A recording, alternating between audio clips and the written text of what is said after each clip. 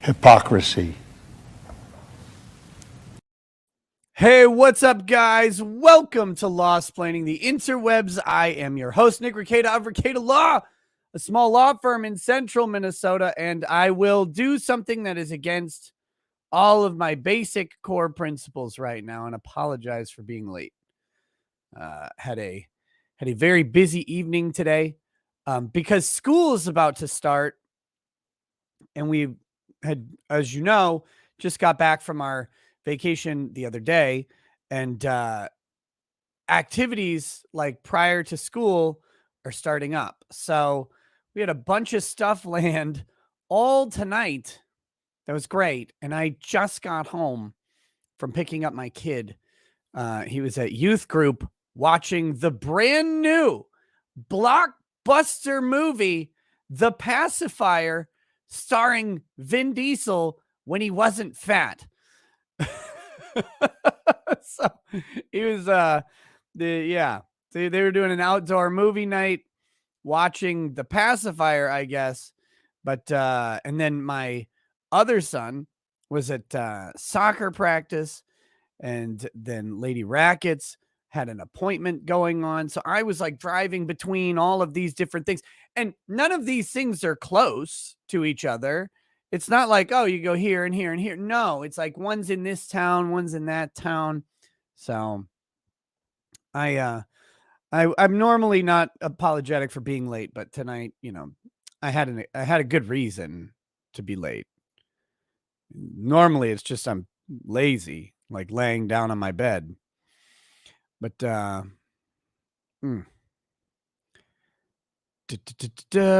where do we go? I need this thing here. We need this little. There we go. All right. Okay, so tonight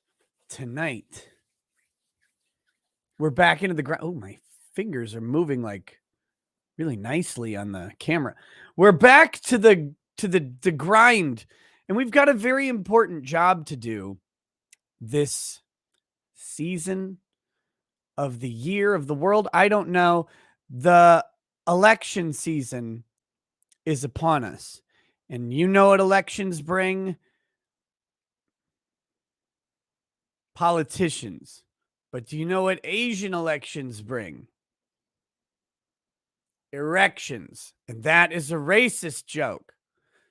But we have some politic stuff coming up. People tend to get interested in these politics. And so I guess I got to talk about them some. And there will be more weird talks about elections as we go, as that season picks up. But for now, we had the first major important thing kind of for the 2022 midterm elections happen just last night. And that was Liz Chaney, who I'm looking at one of the worst framed shots for a speech I've ever seen. I'll pull it up for you in a minute. Liz Chaney lost her primary. Liz Chaney has been, I don't know that I can say this as an exact quote, but I think you'll get my drift when I say she's touted lately as being, really for the past couple of years, as being one of the last good Republicans, right? Because all other Republicans are now bad. They're bad people.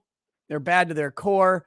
But like Liz Chaney and Mitt Romney are circle jerked into the good Republicans. So they're persona grata versus persona non grata.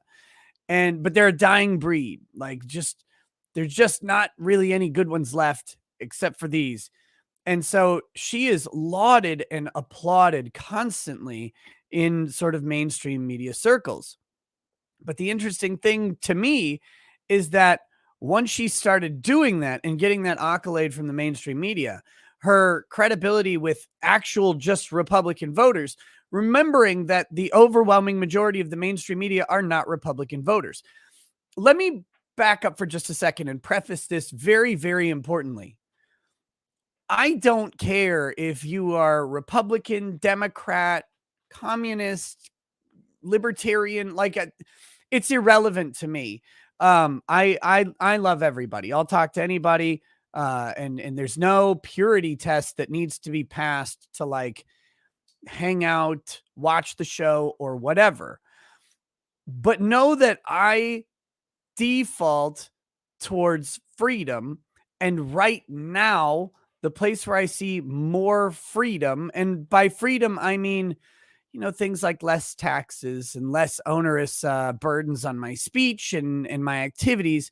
Right now, that tends to fall towards the Republicans on a lot of issues. It doesn't on some. Legalize weed already, you fucking morons. You could just win if you try it. But, on a lot of issues, that's kind of where I go. I don't have any love for the Republican Party or particular Republicans. I do hold a good deal of disdain towards a lot of Democrat politicians, though. So I don't want anybody to think that there's some sort of misrepresentation in any direction here. I will always give you my opinions on politics, politicians, what they do, and it's not linked to a party or a party line. I just don't really give a shit because it doesn't matter what I do largely where I am. Like my district is going to be probably like mostly Republican, except for where it matters, which is they're gonna. Oh wait, no, we've got Michelle Fishbach now, I think, who's a Republican in Congress, in the U.S. Congress from my district. So she'll probably win again. I need to talk to her. She called me the other day. That was weird. Not like I got an ad call from her, right? Like I got a call from the politician, uh, and I should probably return that call. But anyway, like she'll probably win again. That's fine by me. Um, but I'm not like here to make people vote a particular way. I'm here to laugh at lunacy and analyze things that I find interesting. Okay. So if it's going to make you mad that I might say that Trump did something good or that Biden did something bad, then you can be mad about that. That's fine. But like, don't be surprised. And also, if it's the same thing goes if I say Trump did something bad and Biden did something good, like if that makes you mad, that's okay. But like, know that I just call it the way I see it. And I might get something wrong. I don't, you're wrong. But that's what I will always do, is call it the way I see it. But I largely default towards freedom. Most of my life, most of the issues I've cared about, that has trended towards Republicans in general. I don't believe in massive social safety nets. I think there are other ways to do that. I also think that those massive social safety nets have been abject failures. And I don't think that just throwing another couple $100 billion at it will suddenly make it work and all of that stuff. But I used to be a lot more pro-war and military intervention than I am now. Now I'm kind of like, I don't really want anybody going over and dying for some weird stuff unless it really kind of matters. So I've kind of moved away from the war hawkish Republican stance that I would have had in like the late 90s when I was a young man. Well, an old teenager, I guess, not really a young man yet. But it's a different world that we're in, and I'm a different person, which is fine. But I'll always be upfront and honest about all this stuff. I saw a comment yesterday that just was, I don't even know how to take it because you never get the tone from the actual comment, but it was on the live chat and it says something like, I didn't know Nick would support Trump. Strange, or something like that. And I'm like, well, wait, is that something like that bothers you? Or did you think like, is it a good strange because you thought like I was not aligned with your beliefs? Like, I don't know what that meant. And so I felt the need, especially as we're going to be talking about political stuff through November, really, and I guess theoretically possible to be talking more direct political stuff. We talk political stuff all the time, but more direct politic um, through November and even after that, that I kind of preface things a little bit. There is no purity test. There is no, you can't be here if you think this thing. And you're certainly welcome to disagree with me on anything. But if you're going to disagree, like be either really smart or really funny, because that makes it better. Did I,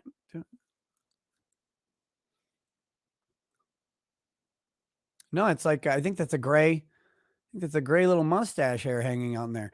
Okay. I thought I just had semen on my mustache. But anyway, just be funny or smart about it. And that's great. We can laugh it off. We used to do that.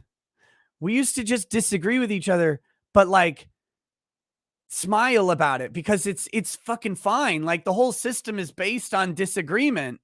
Like that's the whole job of this adversarial system of elections, is that you disagree possibly very strongly with the other side. But we're all still like here, and we're supposed to be kind of in it together. So I'm with that. I hope you guys are for that too. And we can touch tips and say on guard and all be happy about it. But oh, hey, what's up, Lawn Lumber? Lawn Lumber says 2 questions. One, since when have you had to clarify your political persuasion? We couldn't guess libertarian, lol. Oh, and new camera. I'm guessing, yep, and would love to know what you got. No, it's the same old camera. It's the same one. I don't know. Like people just forgot, I guess.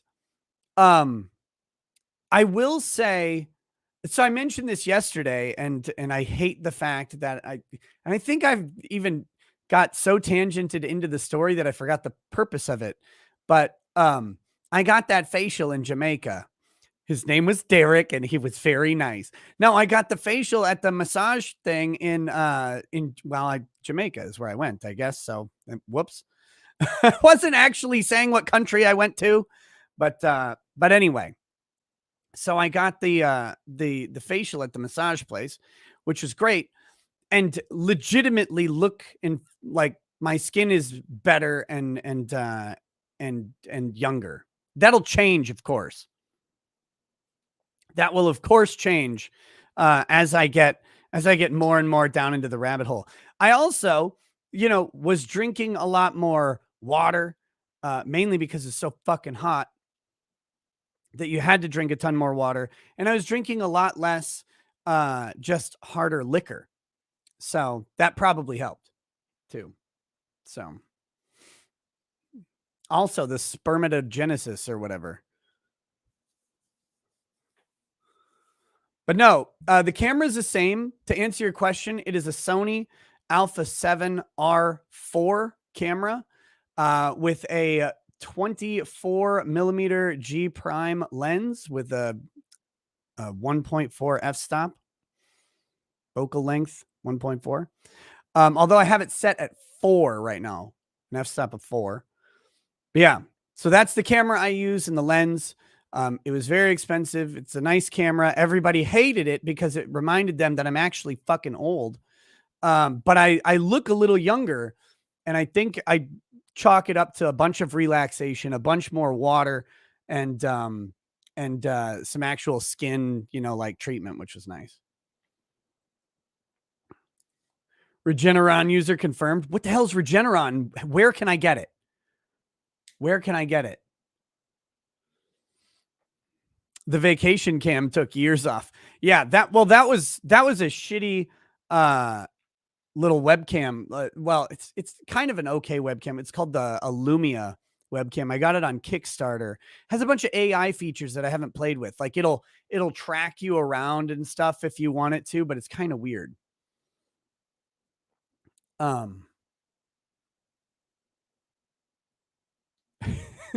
News reports out of Jamaica report anti-Hurricane riots have suddenly erupted. They love me in Jamaica, and they would continue to love me.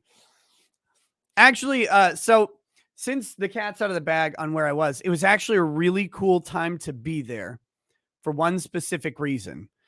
Jamaica is very much a third world country, which is very sad.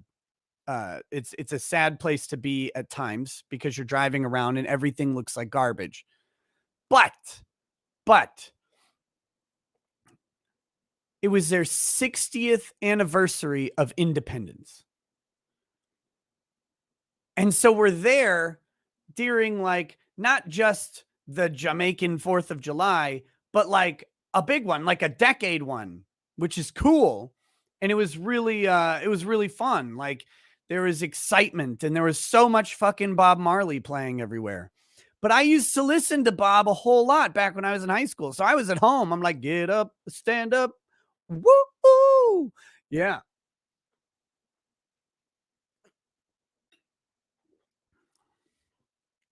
But anyway, so that was fun times.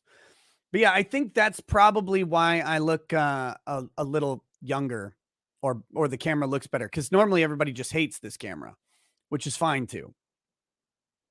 All right. Spud Ruckus, holy shit, that's awful. Okay.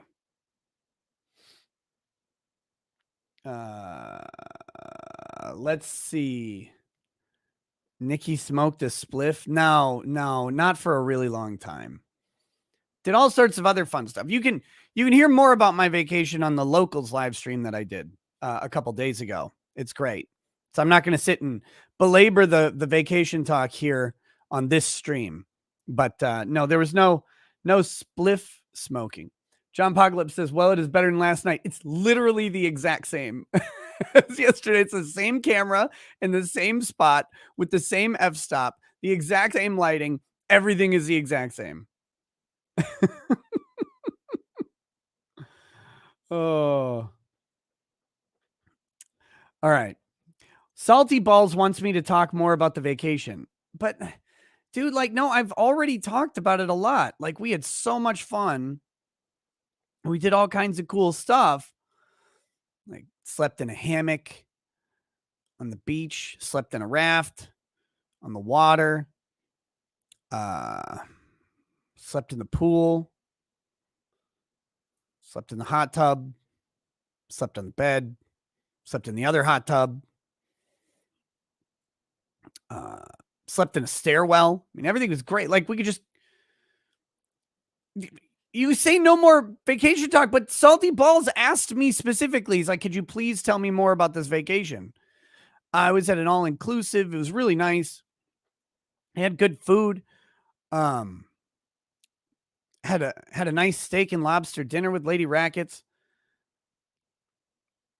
So that was really nice. The lobster was good. I'm not the biggest lobster fan.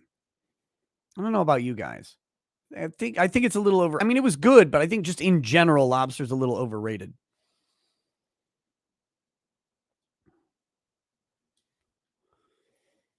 Do you guys like lobster? They had all kinds of different rice and a pernicious use of pumpkin in dishes. Like they had roasted pumpkin, they had pumpkin soups. I didn't have the roasted pumpkin. Roasted pumpkin seemed a little fucking weird.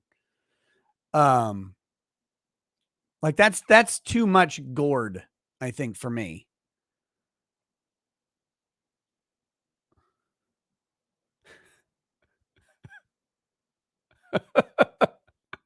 I'm just kidding. I'm going to stop talking about this. But seriously, if you want to hear more about it, I did a Locals live stream just 2 days, Monday, and talked pretty extensively about it. It's free for anybody to go watch. You can go check out ricadalaw.locals.com. Also, just as a side advertising note for my Locals, it is completely free to sign up to Locals for one major great purpose.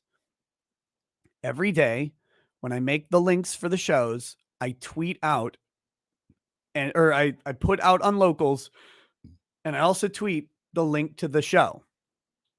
So you'll always get a notification because Locals pushes a notification to you every time. YouTube does not. And more importantly, when YouTube decides to temporarily suspend me for 7 days and I can't talk about it because I'm suspended and unable to make any sort of posts, I tell people on locals what's going on. That's a great way to follow along if you want to make sure that you see stuff. Now, there's other stuff that locals has that you can pay for. You don't have to for any of it. And almost all of the content I post on locals is free. Almost all of it. But if you want to interact, that's where the payment comes in. That's the local system. You don't have to do that, but just to get those notifications and make sure, you know, when there's a show, when there's not a show, locals is a place I always try to post that stuff. All right.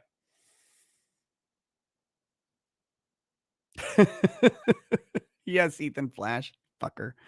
All right. We're going to be talking. So all of that prefacing aside, from before, we are going to watch Liz Chaney's election night remarks from yesterday. And I haven't watched these yet. People have sent me like various little snippets or like summaries of individual quotes, but I haven't seen the whole thing. It's 14 minutes and 44 seconds. I do apologize for making you listen to a bleached Oompa Loompa for 14 minutes and 44 seconds, talk about how she did all of the right stuff and still fucking lost. And you can hear the 9 people in the crowd cheer for her. But that's what we're going to do. And I titled this stream, The Fallacy of Being the Last Good Anything, because it really is a fallacy when you start to enter into group dynamics, group interdynamics, and specifically group politic, where some level of unity and cohesion of thought and philosophy is required for the group. Like literally, to be a Republican, you have to check off some number of boxes on certain issues in a particular way. I mean, that's not like a requirement to join the Republican Party, maybe, but it is going to be a requirement to maintain any sort of position within the Republican Party for a long period of time. You can overcome some of those deficiencies with money, name recognition, or popularity. Those types of things can do it. But at the end of the day, what will be put to the fire is your credential as part of the in group. So being the last good thing, like in this case, the last good Republican, isn't actually good for an in group dynamic. Because if you're the last one, then you're not in the in group, you're in the out group. But we're trying to, or we're not trying to, we're being fed this idea that there's a dying breed of good Republicans left. And I want to analyze that and talk about it from that sort of perspective. If that sounds really uninteresting to you, it sounds the same to me, but I'm going to try and make it funnier than I just worded it. With that said,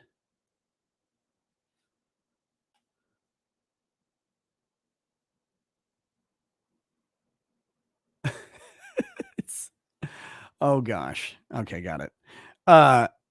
With that said, call Barnes for it. What, for this? No, we're going to have Barnes on for something better. I did not get picked last in P. I got picked next to last. There was another kid that I got to laugh at. Jeez.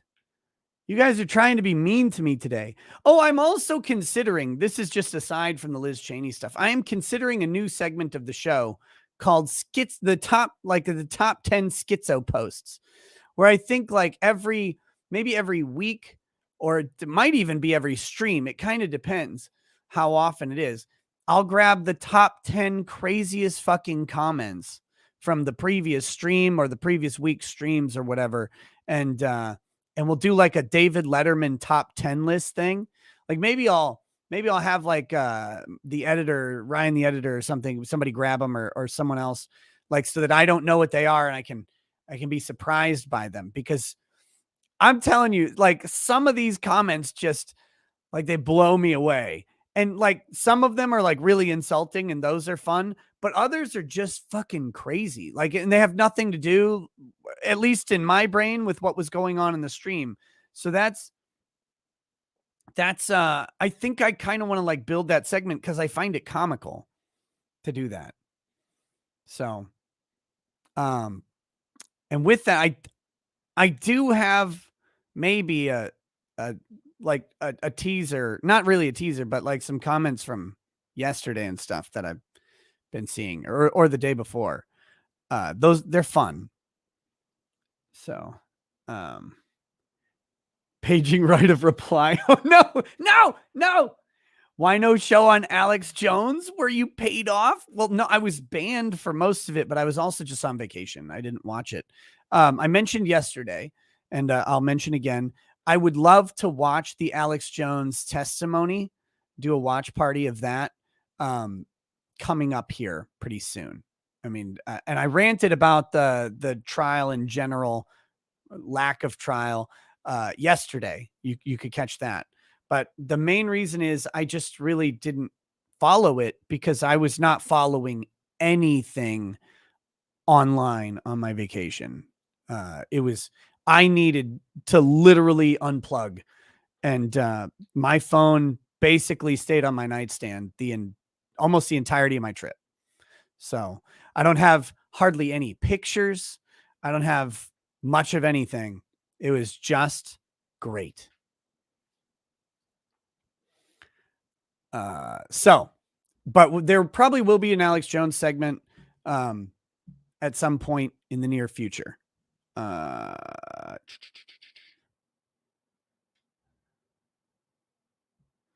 see. Here we go.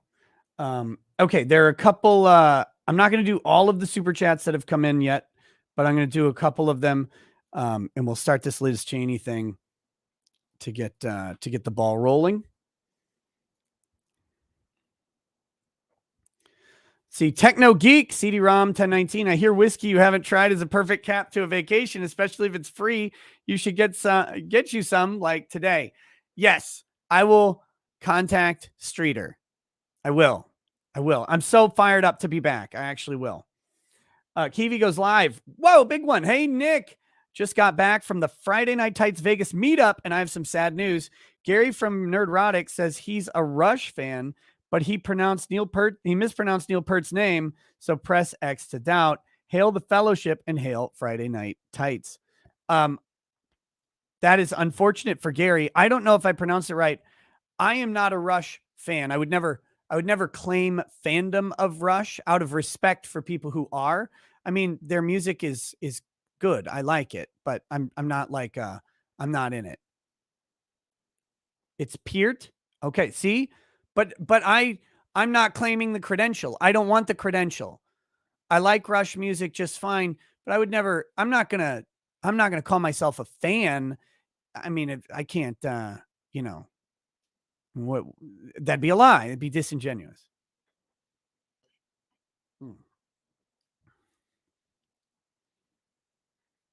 Okay. But one of my uncles, huge Rush fan, love the shit out of him.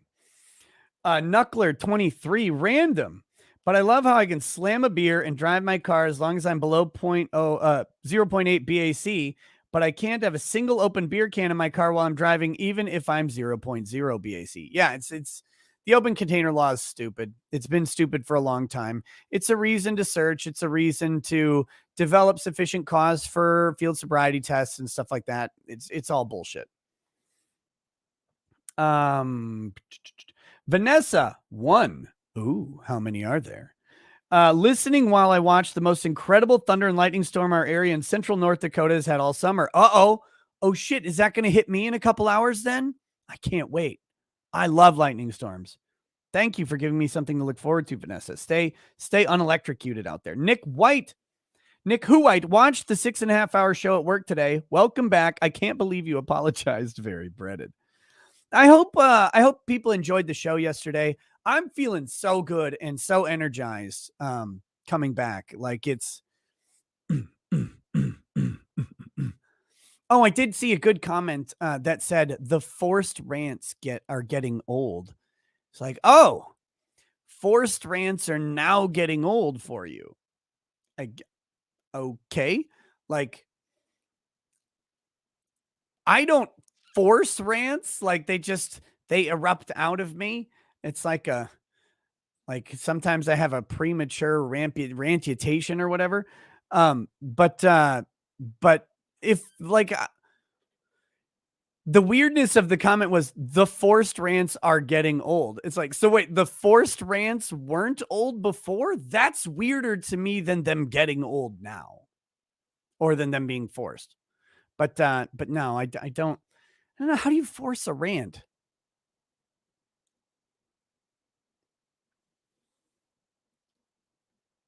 So anyway, stop this feminine energy. What is that, a Brittany Venti simp clone? I don't trust that shit anymore.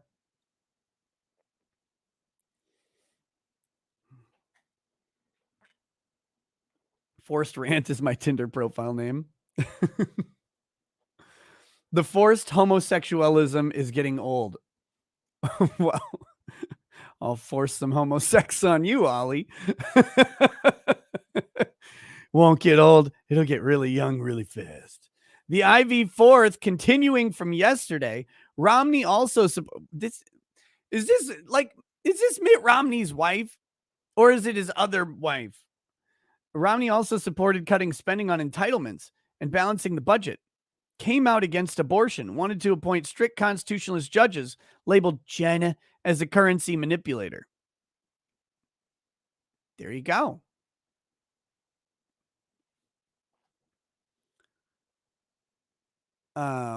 That's uh, no lies detected, I guess. I have some other problems with Romney, though.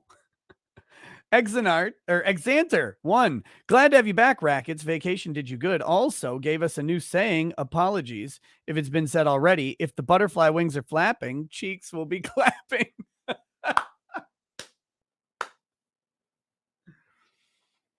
The wings flapped. That's what I'm going to say. That's where it's going to stop. The wings flapped. Kyle Bogue. We do have to get rid of Tim Walz and Keith Ellison this year, however. Well, that would be nice. That would be really nice. In general, Minnesota Democrats have been fairly moderate and not commies from Oregon or Washington. But these two need to go. Yeah, Walz needs to go because of the COVID shit. Ellison needs to go because he's horrifying. The Democrats in Minnesota, though, I gave them props recently because they did one of the funniest things that they could have possibly done. I mentioned it before, so I won't go too far into it, but they hoodwinked the Republicans into legalizing marijuana edibles. That was great. The Republicans had no idea what they were doing. They're like, oh, this will be okay. And suddenly you can go buy THC gummies all over the place. Fantastic. Funniest thing the Democrats in Minnesota have done in years. You got to give them credit where credit's due. The gummy stream. Oh, yeah, I should do the gummy stream at some point. No. Agrilith, I'm trying to not do a 5-hour stream. It's going to be 6 at least. Tara Rayner, I love Trump. I don't care who cares.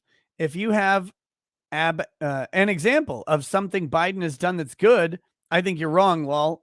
I was throwing out a hypothetical. No, I see. The last time I agreed with Biden, YouTube told me I was wrong, gave me a strike. So I don't do that anymore. FBI search warrants. The seizure itinerary was typed when signed by Trump's lawyer. How? Grambo ever coming on? Maybe. I don't know. I haven't talked to her.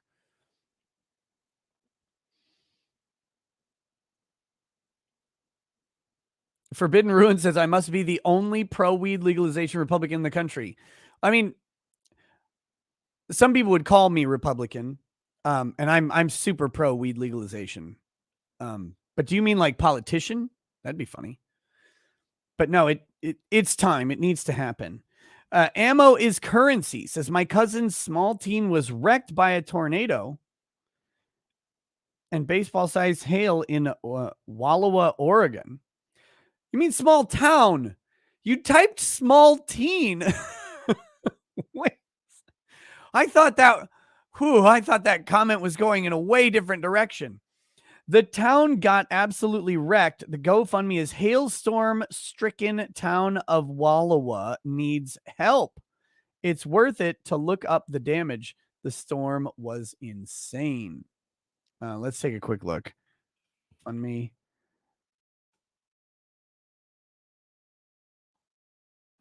No, I don't search. Hillstorm town. Oh, there it is.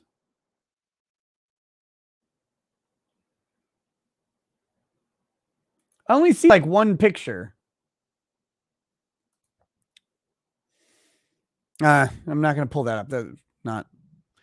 I'm sure there are other, pictures somewhere, but crazy. So if you guys want to check that out, hailstorm-stricken town of Wallowa needs help. If you want to support the rebuilding of a town in, where is that? Oregon. You can do that there. Scott Baines, what or who are you looking at? We're over here, dude, like 25 degrees to your right. Welcome back. Well, I'm looking at me, but the camera's up there. So I can look at the camera, but then I'm not looking at me. And I'm narcissistic, so I have to look at me. Or I look at the chat, or I look at the Odyssey chat, or I look at the Rumble chat, or I look at the Super Chats, or I look at whatever we're going to be watching, which is Liz Chaney right now. Hola Kyle. As a professional photog, you now have more bokeh in the background versus your old videos. Yeah, well, I've gone back and forth on the focal length. So there's varying levels of bokeh. People were complaining about it at first, and so I think I kicked the focal length up to like 7, but I brought it back down to 4. Probably lowered your aperture, sometimes called f-stop. Or no, I say focal length. That was wrong. F-stop, the aperture. See, I'm not a photographer. Lower that number, the more bokeh you will have. Yeah, I know. I can really. Here we go. Let's really crank it. Now it's maximum bokeh, I guess. And I get blurry quick. Anyway, doesn't matter. Keep going. Ethan Flash, I think you were just upset from all the lobster deaths you suffered in Elden Ring. We're not going to talk about that, you piece of shit. Rise Darth Jello, tidbit of local history. Today is the 160th anniversary of the Acton Massacre, about 20 miles east of Wilmer. One event that kicked off the Sioux Uprising of 1862, which led to Minnesota constructing the world's largest gallows. Yes, that is correct. The Acton Massacre.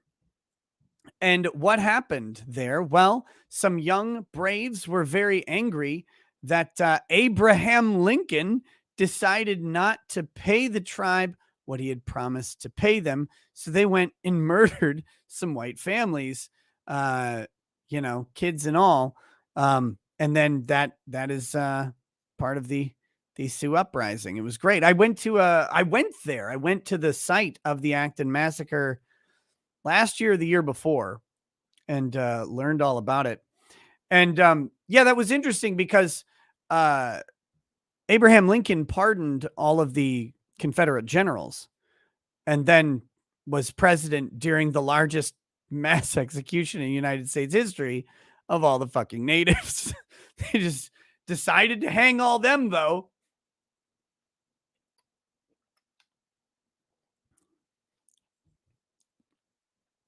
Fix the bokeh back to normal. Is it that big of a difference? I don't know. It didn't seem like it to me. Oh, wait, no, I did it the wrong way. There we go. That should be more pronounced now. I actually turned it the wrong way and made it less pronounced. Taco the Turtle, thank you for the donation. And John Naxos, warning, warning, warning, fed in the chat. I repeat, fed in the chat. Hi, Farron. Okay. Is that where we are? Oh, and then one more thing. Kyle Coden says, my young toddler confessed she worried because I drank coffee while driving. She had seen the drink drive go to jail ads. She's now the great singer, songwriter, Sable Breeze. Follow her on all social, EP, and streaming platforms. Thank you, Kyle. Hopefully she's doing well. STFU FFS says, John Boner is a lobbyist for marijuana companies.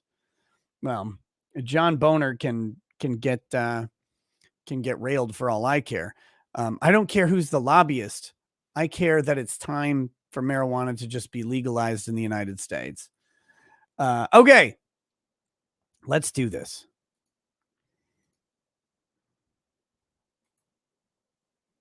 God, this is going to be a disaster. I'm so sorry for this. Oh, look at it. It's just sad. Just awful.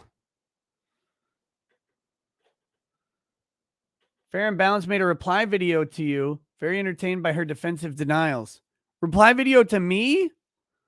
What's she denying and replying to? What did I do?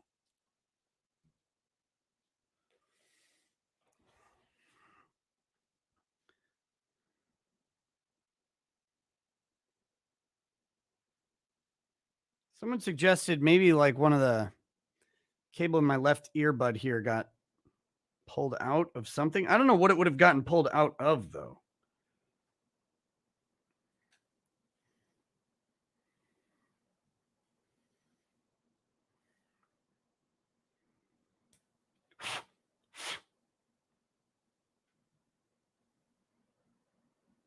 Oh, that's weird. There's something on the contact there. Maybe that'll help.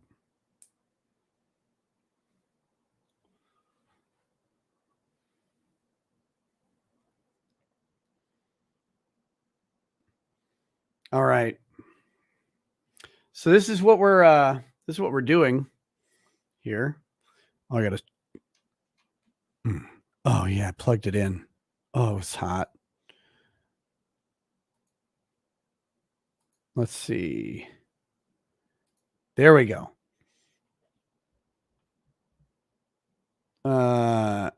You're gone for a year, and this is what you bring us. That's right. So the first thing I want to do is very quickly comment about the framing of this shot. The cameraman hates Liz Chaney. Absolutely hates her. Like, it's exaggerated in the other way because I have that branding on the top. But look at how much negative space he puts above her head. She looks as short as Ethan Ralph in this picture. It is so fucking terrible. And she's wide like this platform here. They should have put a big thing, like a full podium.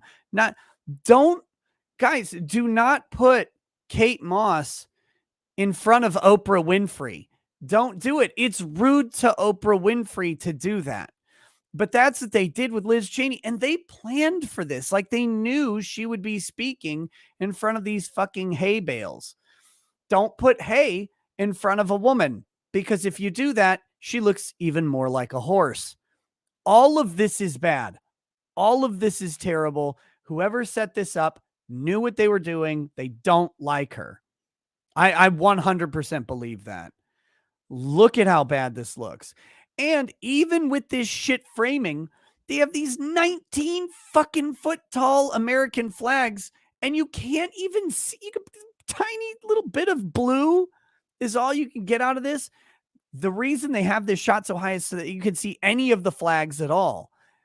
These things should be way lower. This camera should be much tighter shot. Why would you do this? Why would you do this at all? Just all around terrible choices were made for this. So I wanted to bring that up before we started. And what did they put her water 8 miles away? Is like Marco Rubio going to come up and use his sweaty hands and grab her water and give it to her from time to time? Why is her water here on a table in Afghanistan when she's over here? Like, what is this? Why do that? This is in the shot. They know this table's in the shot. A guy framed this shot out before anybody got up there. And then he's like, I mean, so what if there's a table there? Is there a table on the other side? No, we have the Crypt Keeper's bald ass fucking head over here, but we don't have a table. All right, here we go. Let me know if you can't hear this when I start it.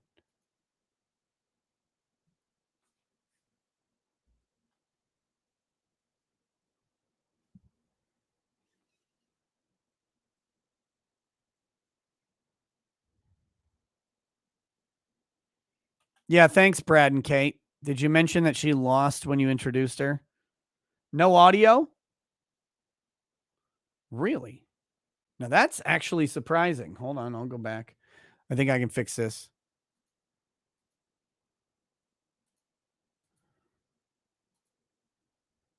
All right, let's try that again. thank you so much. It's wonderful to see so many friends, family, especially wonderful to be here on the beautiful Mead Ranch. And thank you so much, Brad and Kate, for that wonderful introduction. We really are in God's country, and it's wonderful to welcome so many here. I want to say, first of all, a special thanks to every member of Team Chaney who is here in the audience. It's not many. And to tell you, our work is far from over. Sorry, I know I'm using you as slave volunteer labor, but I'm going to keep doing it for a pointless presidential campaign because that's the teaser. I don't know if you guys have caught that. That's what's coming down the pike from Liz Chaney. She is now going to run for president.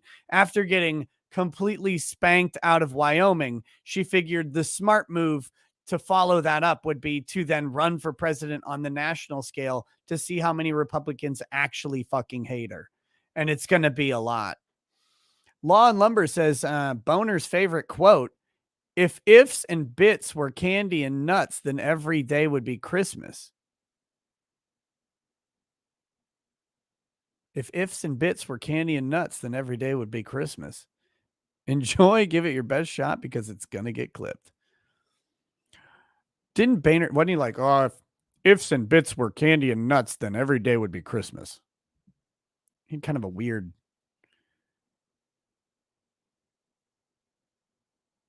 Was it supposed to be ifs and buts?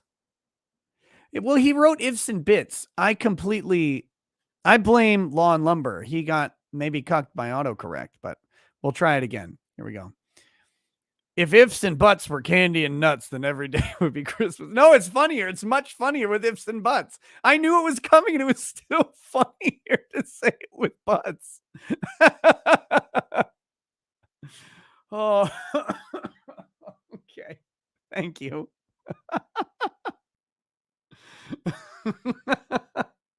I don't know the saying. No, I don't. Oh, whew. That made me really happy. Made me a lot happier than it should have. Okay, here we go. Let's get back to this thing. But yeah, she's going to run for president, and that was the big teaser there. And they're like, yeah, oh, cool. That's great. Shit.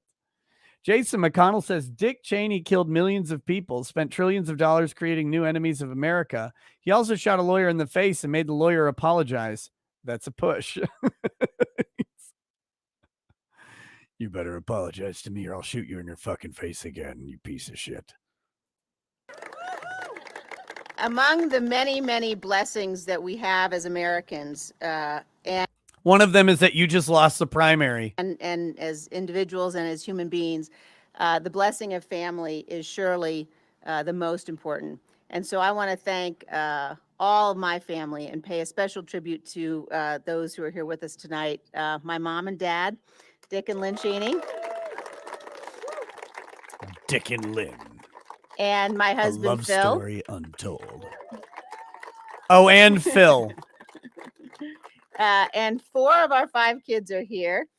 Katie and Gracie and Philip and Richard are all here tonight. And Elizabeth is starting law school today. So we'll have another generation carrying on. No!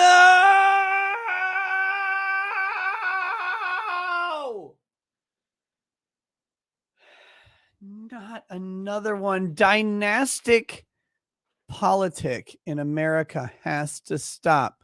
No more Clintons. No more Cheney. Shave that Bush. Get rid of all of it. No more dynasties. The American aristocracy can go be just go be rich. Just, can you try it for a little bit? Like, just try being rich. It's cool. Everybody wants to do it. We're all like, oh, hey, we're all getting rich. It's cool. Getting rich is great. It's like, you know what? I'm really rich. Maybe what I should do is go try and control everyone's fucking lives. No, how about you don't do that? Like, just go be rich. Like, play Frisbee with platinum. I don't care what you anything other than trying to tell me how to live, please, cuz none of you people are people I want in charge of me. I want a normal person to have to determine whether or not there should be a law. Like, we used to not pay politicians hardly anything, and you had to be part of the aristocracy, basically, to be a politician because that was the only way you could afford to do it. Like, you had to afford to be a politician. Well, I mean, in lots of ways, this is bad, but one good thing about paying politicians a pretty decent salary. I think a junior congressman starts off at $184,000 a year or something, and really fucking good benefits on top of that. Like and no state income taxes. So that's cool for them. But one of the big benefits of that is that you can have like a normal person become a politician and not just literally be a silver spoon, ivory tower aristocrat. We can have a normie in office. And we never get them. We just get these rich fucking cunts in there who have to tell us how to live. It's like, but I don't like you drink the blood of infants.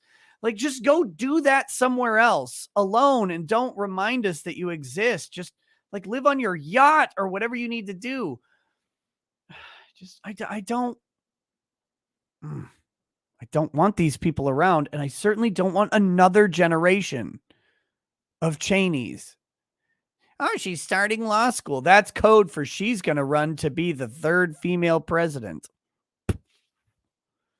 Amazing Wireless 2. Well, the first one, of course, being Barack Obama and the second one being Joe Biden. Amazing Wireless 2. My family is 10th generation politicians. Believe me, we are here for the people. Oh, yes, you are. Yes, you are. Oh, God.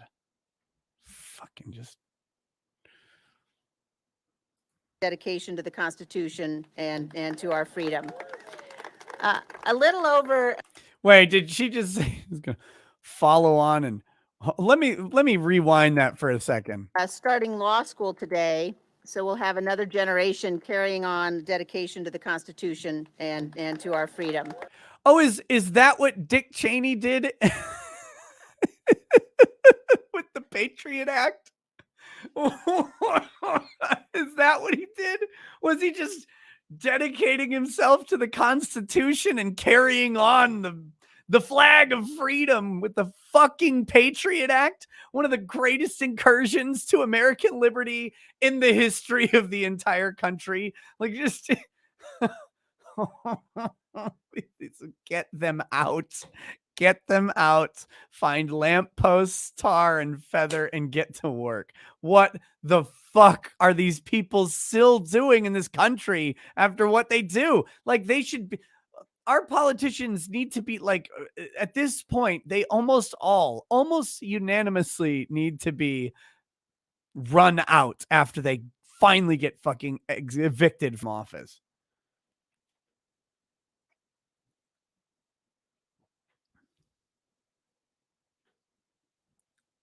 Oh, God. A little over a year ago, I received a note from a Gold Star father. He said to me, standing up for truth honors all who gave all. And I have thought of his words every single day since then. Bullshit. Bullshit. Stop it. Nobody does that. Nobody actually goes, well, I got this one letter a year ago, and now I think of those words every single day. No, you don't. You wake up and you think of like Wheaties or whatever, like most people. You go think of fucking anything else because you've got a whole lot of stuff to do. I mean, I don't want you to do any of it. You know, the only accomplishment Liz Chaney has in her entire life that is important or meritorious at all? She's taller than Attorney Tom. Like, that's it. That's all she's done. As you can see in the picture, much taller. But I hate these stupid platitudinal sayings. So I thought of this every day of my life. I woke up, I put my finger in my ass, and I said, standing up for truth honors those who gave all. Oh, fuck off. Stop it.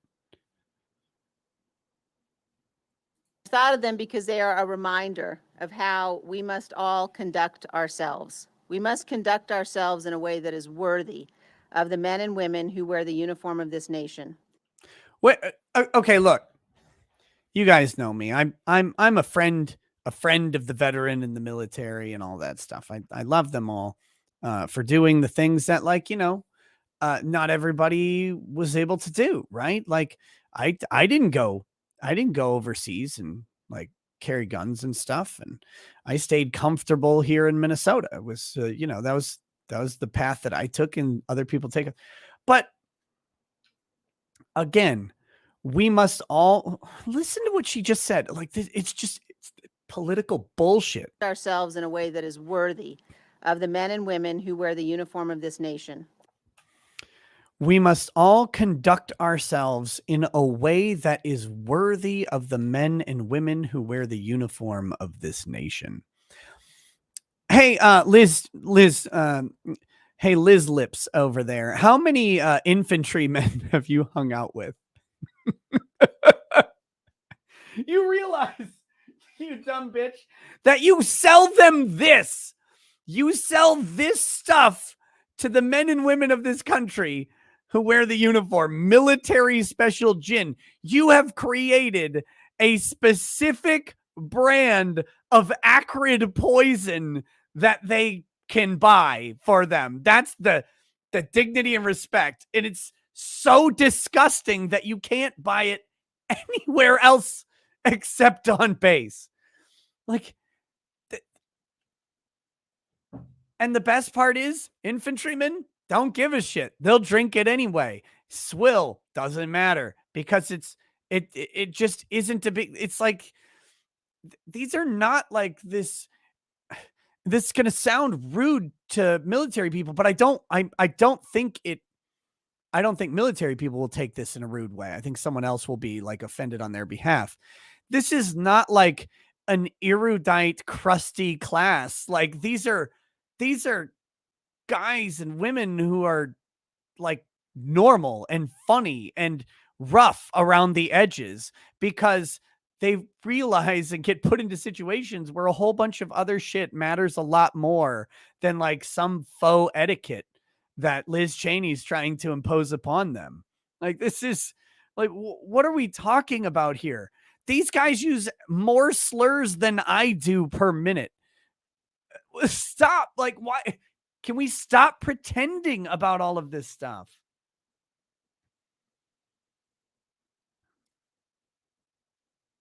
Like, they're just normal people, and they don't want, the ones I have talked to and met typically don't want like this weird adulation and faux respect. They just want to be people like everybody else. Fucking weirdos.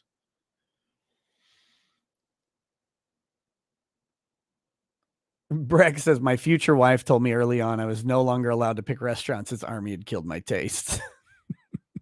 Gotta eat that chow and eat it fast. Gosh, she looks terrible. Wow. Okay. And in particular of those who have given the ultimate sacrifice. This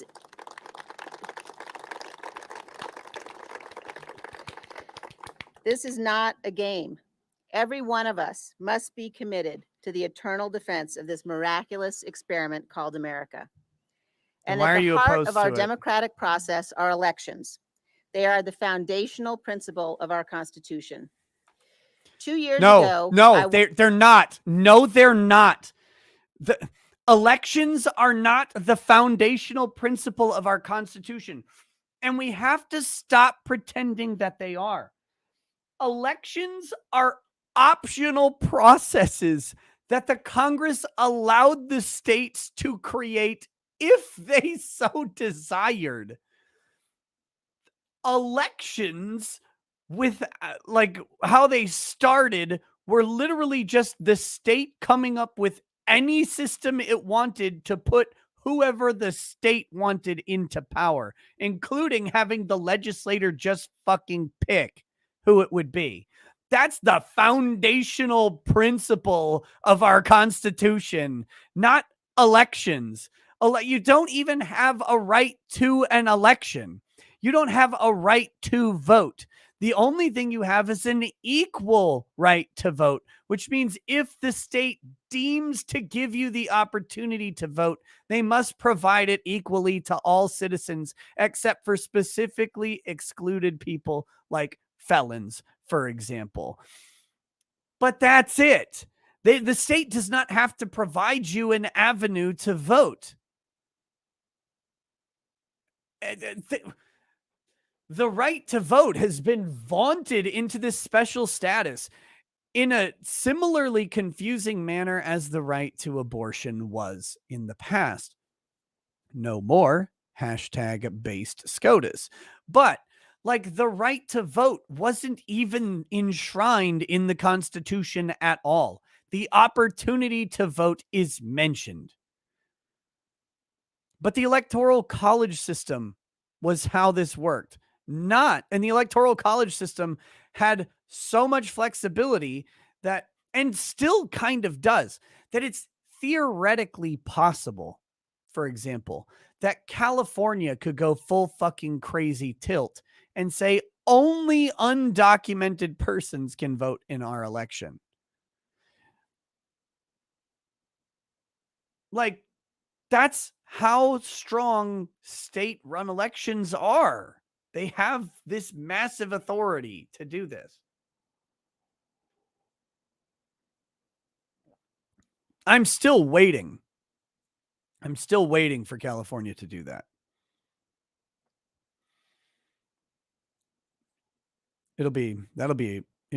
Don't give them any ideas. It'll be the same result. It's not going to change what happens. Like, vote the same way. Oh.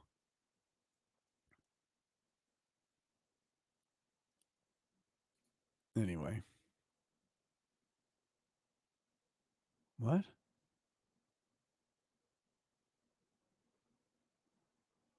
What is happening?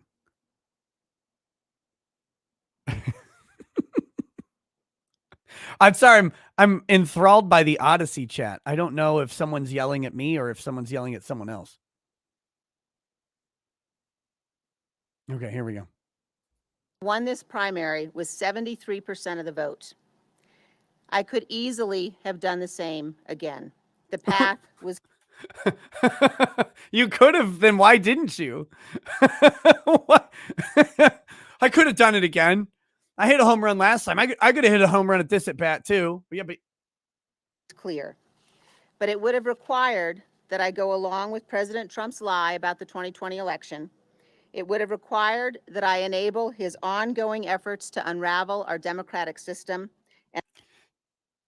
Listen to what she's doing here. She is shitting on her constituency. That's what she's doing right now.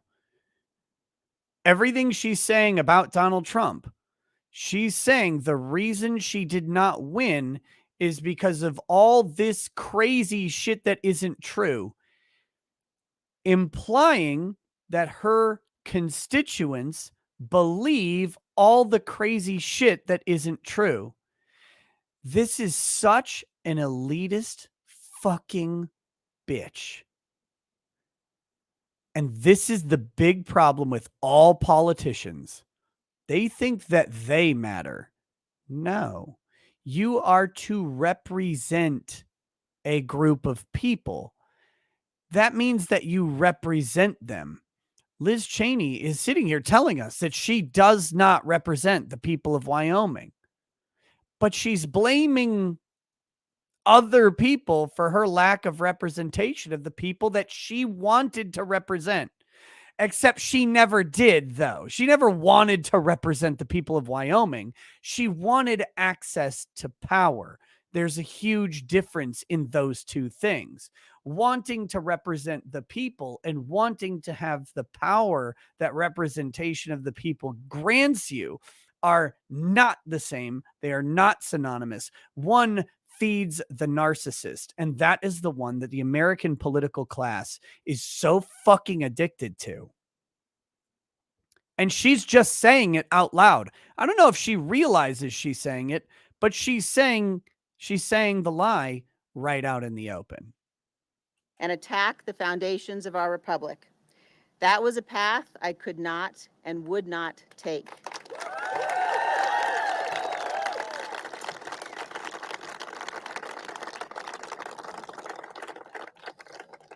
No House seat, no office in this land is more important than the principles that we are all sworn to protect. And What principles are we all sworn to protect, Liz? Which ones? Because I don't remember. Well, actually, I had to swear a specific oath to become a lawyer. Other individuals have had to swear specific oaths, but you said we all swore to protect. Who are we all? Again, are you of the people or are you of the politic? Liz, I believe here, is talking we all as we, the political class, the political lords of America, have sworn to protect this thing. I don't think she's talking, again, she's not representing Wyoming. She doesn't represent her constituents. And this brings me to the kind of the core theme, for just a little dick dip into the core theme here, that being the last good anything is not useful or meritorious or specially good or qualifying in any way. What good is Liz Chaney if she does not represent the people she purports to represent? Of what value is she at that point? She is then, in fact, a rogue agent acting against the will of the masses she was elected to govern in favor of, not opposed to. She stands there opposed to the will of the people of Wyoming that she's supposed to represent, and she's bitching at them about it. Get the fuck out. Get out. If you don't represent the people you came to represent, then you should leave. And it's okay, by the way. Like, if you put me in Minneapolis and said, represent the people of Minneapolis, I'd be like, I probably don't, though. Like, I probably don't hold the same values as a majority of people in this part of the state. But if you put me in, like, I don't know, like out here, I could probably do an okay job representing the interests of relatively conservative, pro-gun, pro-life farmers. Like, I could probably pull that one off okay. I'm not a farming expert, but I think I can get the gist. Let's keep supply costs down. Let's keep transportation costs down. Let's keep labor costs reasonable.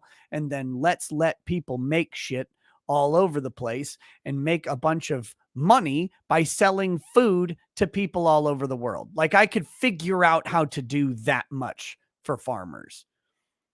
And the rest of the value system is pretty similar to most of my own, so that wouldn't be that hard. Liz Cheney's really struggling to deal with the value system of the people of Wyoming. But then again, is anyone surprised by that?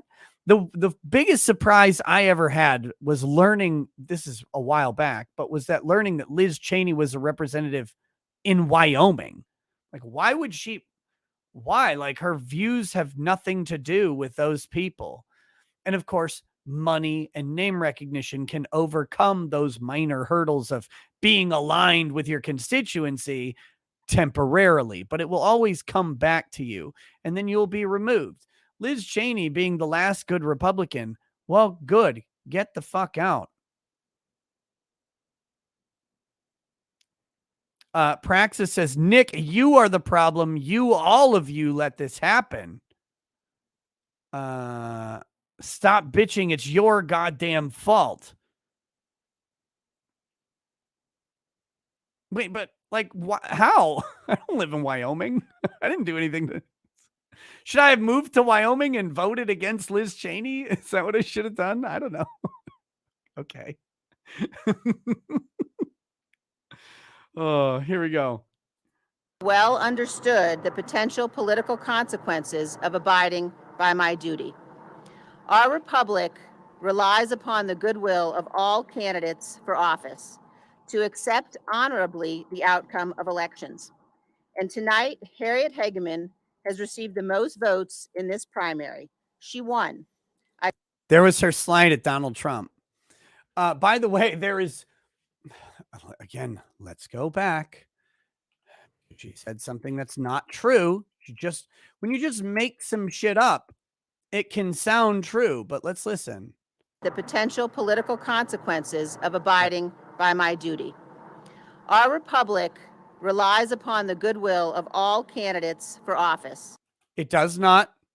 to accept honorably the outcome of elections. Literally does not. Our republic has never relied on the goodwill of politicians to accept honorably the outcome of elections.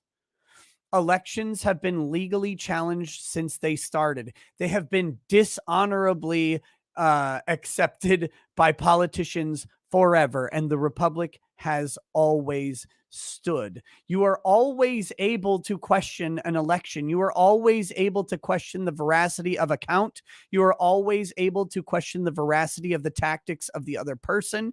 You are always able to question the interests of other people, of the vote counters, of everybody involved, because that's fucking freedom, baby.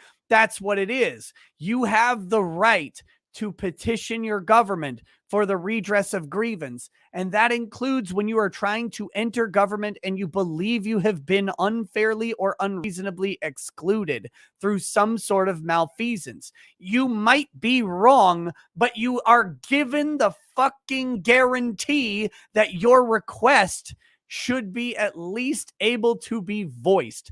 The only time we have decided that this is not true is just in 2020. That's the only time where we're like, you know what? You can't actually question the outcomes here. And that's why America went, wait, collectively, what the fuck? What do you mean we don't get to even ask? What do you mean just to ask is to be unpatriotic or something like that? You always, of course, get to ask.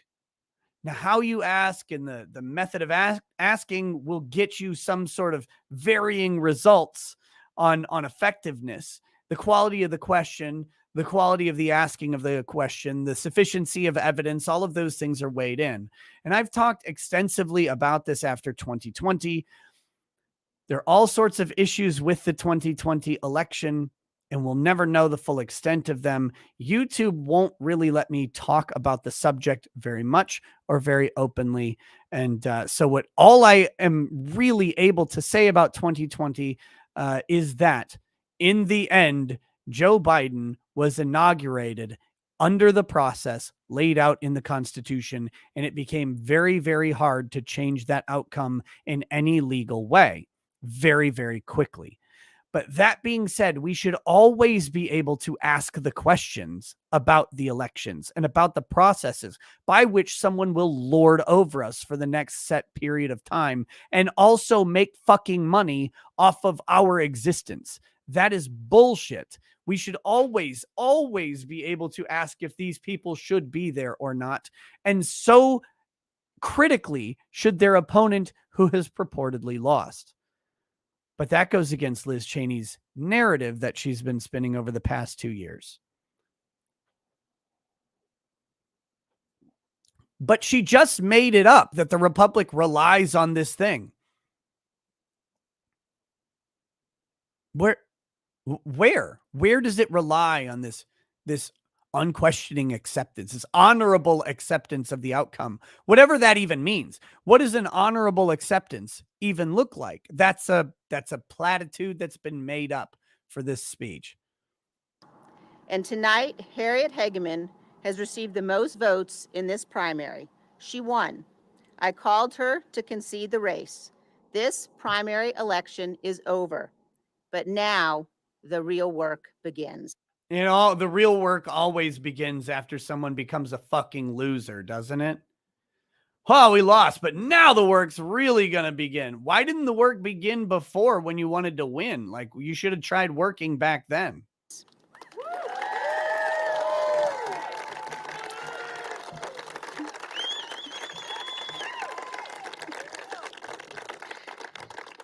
The great and original champion of our party, Abraham Lincoln, was defeated in elections for the Senate and the House before he won the most important election of all. Abraham Lincoln won that election, being fully endorsed by a newspaper owned by his family, who paid for his political campaign. Something that people like Liz Chaney would say was absolutely unethical, biased, and against all the principles that we have always held in American elections. Abraham Lincoln was a corporate funded president by a media corporation, period. Like that's how it works. I mean, it's fucking insane to think, like, if Abraham Lincoln's campaign was run in the same way, he would be crucified for being so objectively corrupt as to be unthinkable. But people like Liz Chaney will always invoke the parts they like about someone and ignore all of the other factors involved. Yeah, Lincoln couldn't win those other races, and then he got massive financial and press boost from a place that would be considered unethical today. Lincoln ultimately prevailed. He saved our Union, and he defined our obligation as Americans for all of history. Speaking at Gettysburg of the great task remaining before us, Lincoln said that we here highly resolve that these dead shall not have died in vain, that this nation under God shall have a new birth of freedom, and that government of the people, by the people, and for the people shall not perish from this earth. As we meet here tonight, that remains our greatest and most important task.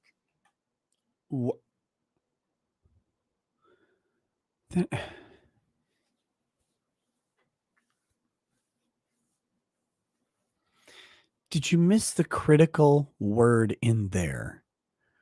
It's freedom, baby. Freedom. A concept that you and several of your Republican and Democrat colleagues have long since forgotten.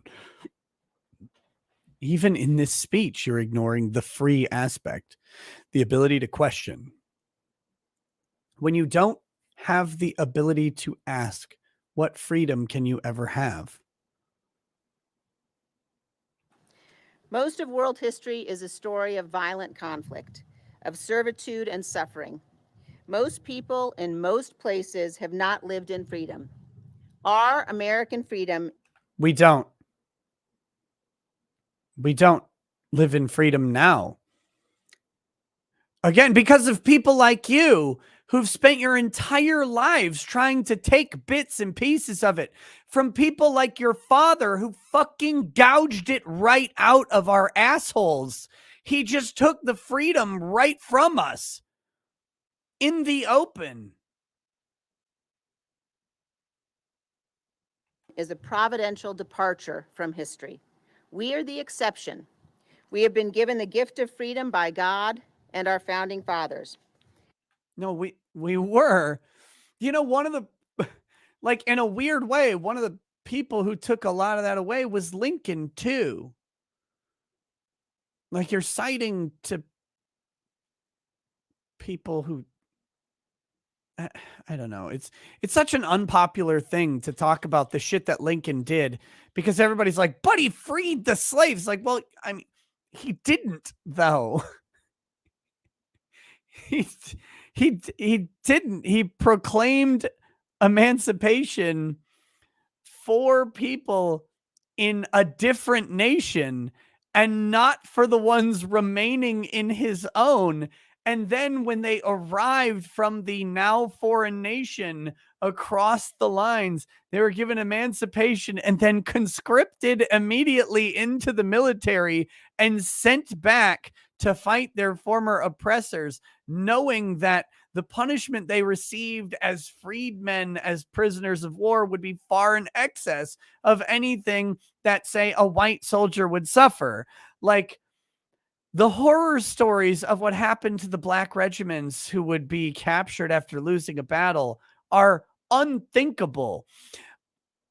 but they shouldn't have even been there.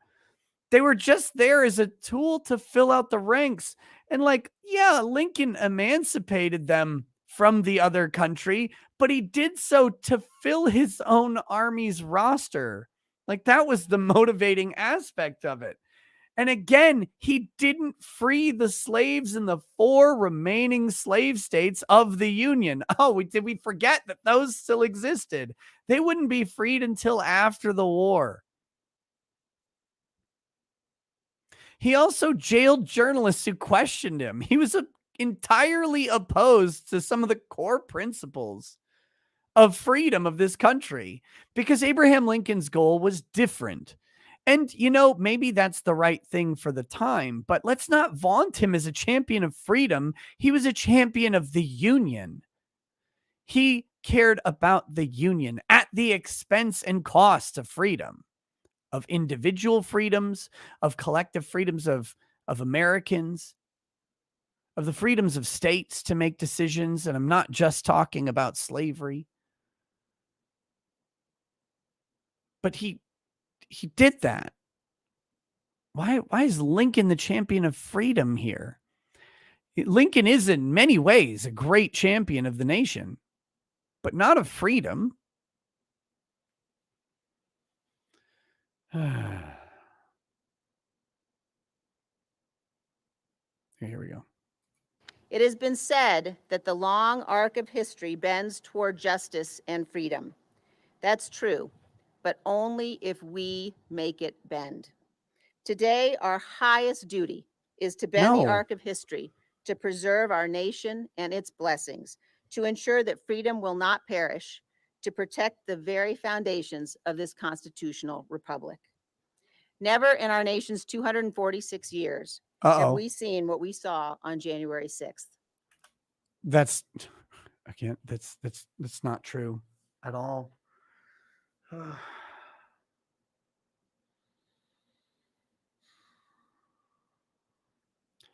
We saw it for an entire summer leading up to it. We saw it in 1968. I mean, we saw it in 1860.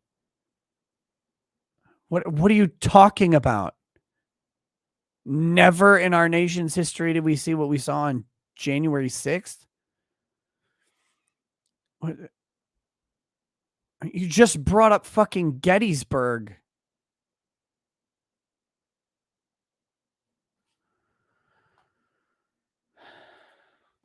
Like so many Americans, I assumed that the violence and the chaos of that day would have prompted a united response, a recognition that this was a line that must never be crossed.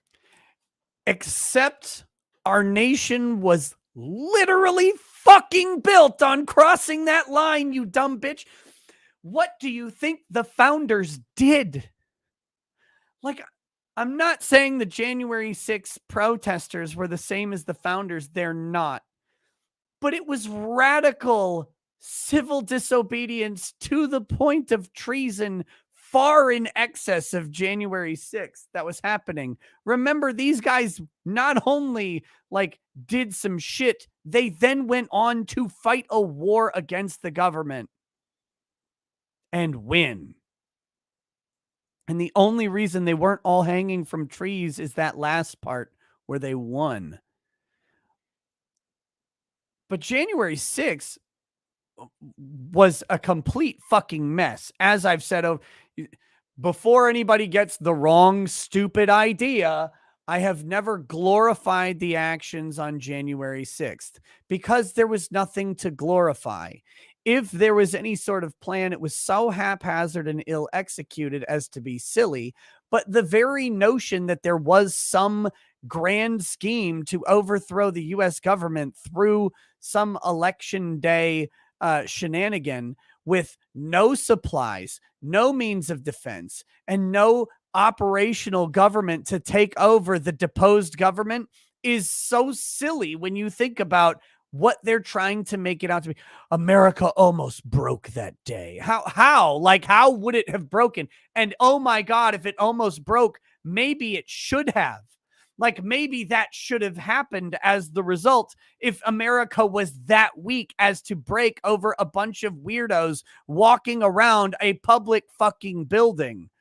I know, yes, there was some violence that did happen. There were surges of people in various places that were very scary. Yep, saw it, got it. And then in a lot of other places, there weren't. But let's remember that the overwhelming majority of people who died that day were killed by either Capitol Police or natural causes. And the number of people killed by the crowd was actually zero.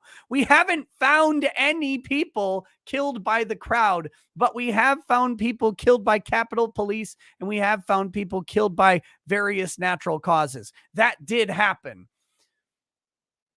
What are we talking about? Like they make this out to be the biggest affront ever, but that was the people coming into the people's building and saying, we do not agree. And how were they treated both before before, during, and after the entire event? They were not treated like a people aggrieved and asking for redress from their government. They were treated like traitors to the nation. But what did they betray? What grand principle of America did they violate? Individual people engaged in acts of violence, and those people should go to jail for those acts of violence if they were illegal and unjustifiable. Just like any time people engage in unjustifiable, illegal acts of violence. But people protesting an election is not actually a betrayal of the country. It never has been, and it never can be, because once it is a default betrayal of the country, you have only fucking tyranny, because the tyrants will always cite the naysayers as treasonous.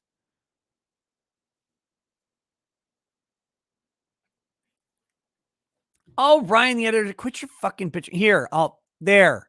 Is that better? Is that what you want?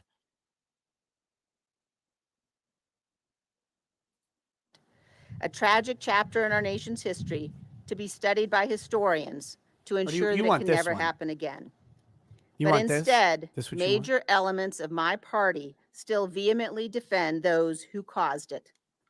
Imagine the audacity of an American defending other Americans' right to gather and say, we don't agree with what happened. And that is somehow the worst thing. Like, again, just think about this.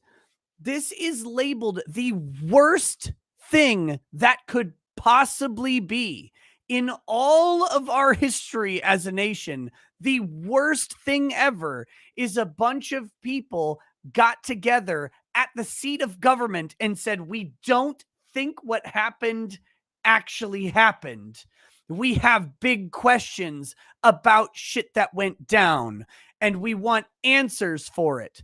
And then it got out of hand, and some stuff got broken, and some politicians got scared. And that is the worst thing that has ever happened. That is worse than like the DC sniper. That is worse than the FBI building being bombed. That's worse than 9/11. That's worse than the World Trade Center bombing in the 90s. That's worse than the Watts riots. That's worse than Kent State. That's worse than literally anything ever. It's worse than the Civil fucking War. Is that Americans got together, went to the seat of government and said, we don't really trust what happened. That's the worst thing that's ever happened in our nation, according to Liz Chaney.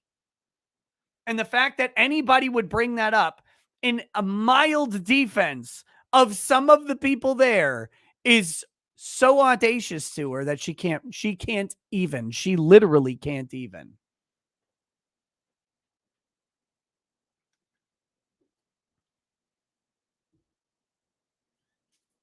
At the heart of the attack on January 6th is a willingness to embrace dangerous conspiracies that attack the very core premise of our nation. Just remember that a conspiracy is always a conspiracy until it's true. The revelations of Edward Snowden were a conspiracy until they were true. The revelations of Julian Assange and WikiLeaks were conspiracies until they were true. The conspiracists are never venerated or let's see. They're never their crimes are never alleviated by the truth. They will always be conspirators and conspiracy theorists, even when they're right. Edward Snowden still can't come home. Not only was Edward Snowden obviously and objectively correct in his revelations, but the appeals court has come out and said not only was he correct, but that the U.S. government was violating the Constitution willingly and lying about it. That the U.S. government was violating the constitutional rights of every American citizen and lying about it, and that Edward Snowden was correct. That came out of these one of the circuit courts. I don't remember which circuit. Years later, Edward Snowden is still not allowed back in this country. Can't be. He's the conspiracist.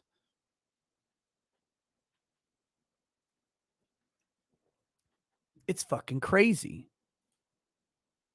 It's crazy. And those in power will always say anyone who questions their power is a conspiracy theorist. Always, because it's easy, especially now. Notice the language shift. Notice how often you're hearing major politicians talk about conspiracy and stuff since 2020. That lawful elections reviewed by the courts when necessary and certified by the states and electoral college. It was necessary and it wasn't done though, Liz. Like that was a big part. I don't know if you remember this, but that was a big part of the grievance that the January 6th people have. Sure, there were a lot of shitty court cases that were thrown in for the Donald Trump election. Yes. There were also some really fucking good questions that have still never been answered or even examined by a court. Those questions didn't become not good just because a court didn't look at them. They've always been good questions. They've always merited answers, but there was never an examination. And that's what people were asking for. Like, please just look at this thing. Can you just look at it? And all of the courts said, nah, fam, we're good. Now, again, a lot of the questions that were asked deserved a nah, fam, we're good response. But a couple of those questions really deserved a look. Even if it would never change the outcome, they deserved a look for the court to either say, no, we actually are okay with how this is done, or we're not okay with how this is done and it needs to be changed next time. Those would be acceptable answers that would not have changed the outcome of the election. The courts could have done that, but they didn't. And that's part of why people were mad. College determine who serves as president. If we do not condemn the conspiracies and the lies, if we do not hold those responsible to account, we will be excusing this conduct, and it will become a feature of all elections. Replace conspiracies and lies with speech and opinion, and you will hear the tyrant speak. Let's listen to that one more time. Conspiracies and the lies, who serves as president. If we do not condemn the conspiracies and the lies, if we do not condemn the speech and opinions, if we do not hold those responsible to account, we will be excusing this conduct, and it will become a feature of all elections. It already will become a feature of all elections. And guess what? It was a feature of the 2016 election, and no one was held to account. That conspiracy literally lasted in Congress through mid-2019. Actually, I think it's still technically going on. The 2016 election is still being bandied about with a completely debunked conspiracy behind it, funded by Hillary Clinton, the Steele dossier, bolstered by a lying FBI agent and to get a FISA wiretap of a presidential candidate? Holy shit. But conspiracies and lies is literally just speech and opinion. That's what she's saying. Hold them to account. I'm sorry. When did a government in the United States get to hold its people to account for its speech and opinions? That doesn't make the government look good or noble or benevolent. I have no loyalty to you and your political position. In fact, I don't care if Joe Biden and Donald Trump were both disqualified because everybody was like, no, this thing was too fucked up and we don't know how it happened. We got to do something different. And these two are out. Okay. I don't have politician loyalty. I don't care about your position in the US government to take my money from me. I don't give a fuck about that. But I care a lot over whether or not you cheated to get in to take my money from me. I really fucking care if you lie and cheat to get in to take my shit. But I don't care if someone else lies and it causes both of you to be fucking thrown out.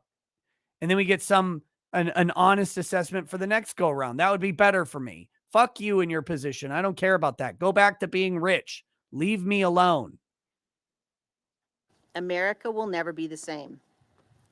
Today, as we meet here, there are Republican candidates for governor who deny the outcome of the 2020 election. Heaven forbid they have an opinion that's different than mine.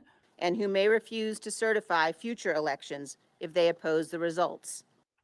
Which, by the way, is their duty to do. Like, if they oppose the results, not certifying the election is what there is incumbent upon them to do. Like, again, just think about what she said. Well, if they don't believe in the veracity of the results, they won't stamp that the results are true. Oh no, whatever will we do? Oh my God. What the? These people are they're so fucking insane. They don't even think about what they say anymore because they know it doesn't matter. Amazing Wireless 2 says, here's $50 because YouTube won't let me say what I want to say. 30th revision. Sorry, brother. I hate that shit. We have candidates for Secretary of State who may refuse to report the actual results of the popular vote in future elections. And we have candidates. Again, if they don't believe the results are legitimate, right? Like, you left that part out. It's the Secretary of State's job to verify the election result. And if they can't verify it, then they shouldn't. So they may refuse to report the actual number if they don't believe the actual number is the number that's listed, which is their job. And guess what? If you don't like that job, you can fire a Secretary of State. Well, you can recall them. That can work, and you can get someone else to do the job.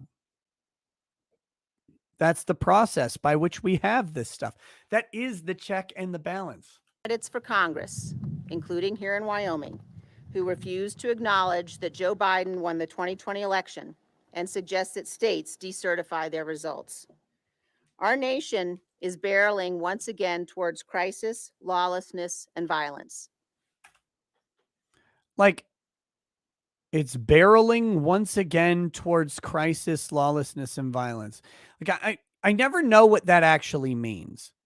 I never know what that actually means. We're still at historically low crime rates. Shocking. I know that's weird, but it's still true. It is higher than it was a couple years ago, but we're still at historically low crime rates compared to like 2006, the mid 90s, if I remember correctly. Significantly higher violent crime rates throughout the mid 90s and going into like 2006. Then we start to see a pretty dramatic downward trend in the crime rate. But we're still down. But how are we barreling towards this lawlessness? Like, how is that happening? What's going on? Why are we barreling towards it? I'm not sure. I want to know what she means by this. Balian says, you notice she said the popular vote, not the electoral college vote. Well, that's because that's the Secretary of State of a state's job, is to certify certify the numbers of the popular vote so that the electors can be chosen in accordance with state law. No American should support election deniers for any position of genuine responsibility where their refusal to follow the rule of law will corrupt our future. Whoa. Election deniers now they're a class of people that should not be supported in any way.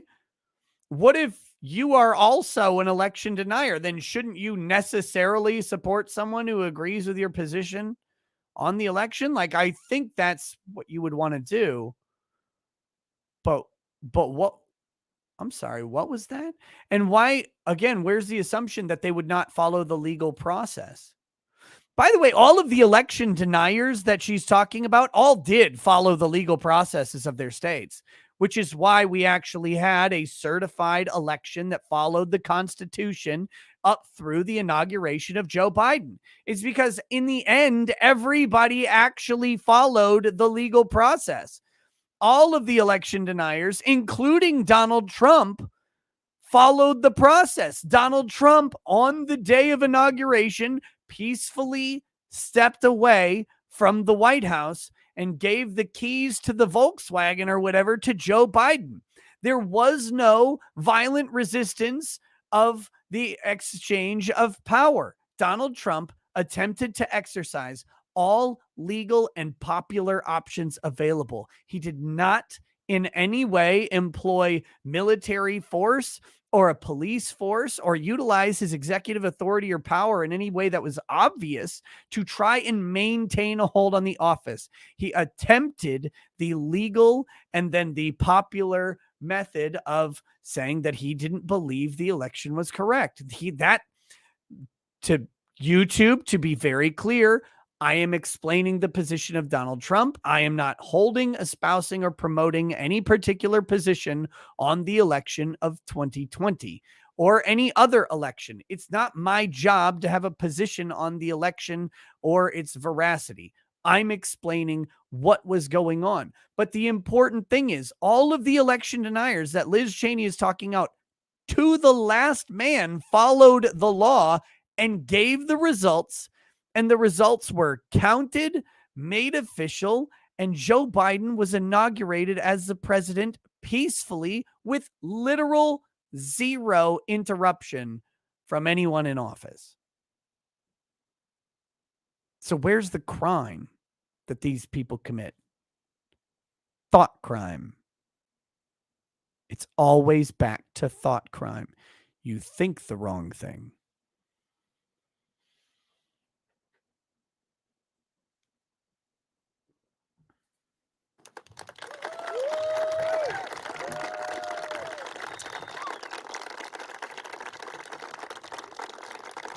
Our nation is young in the history of mankind, and yet we're the oldest democracy in the world.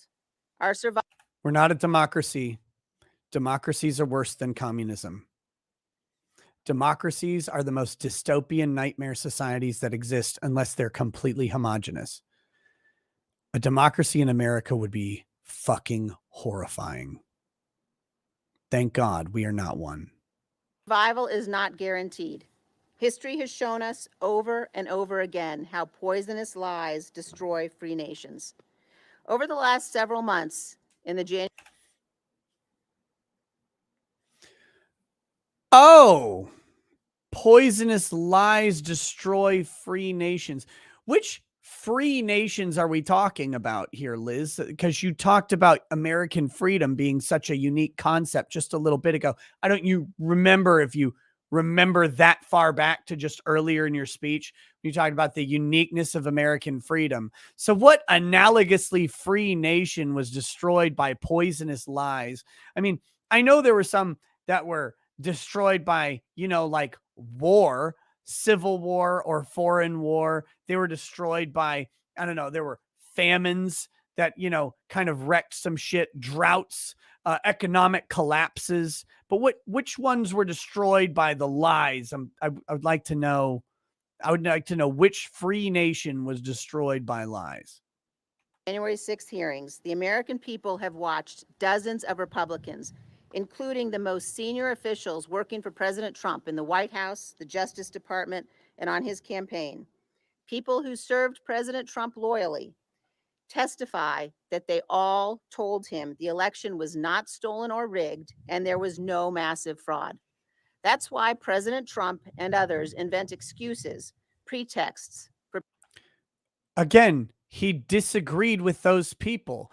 Whether or not you think he was justified to do so, everyone has the right to disagree with someone else. And by the way, political advisors are wrong often.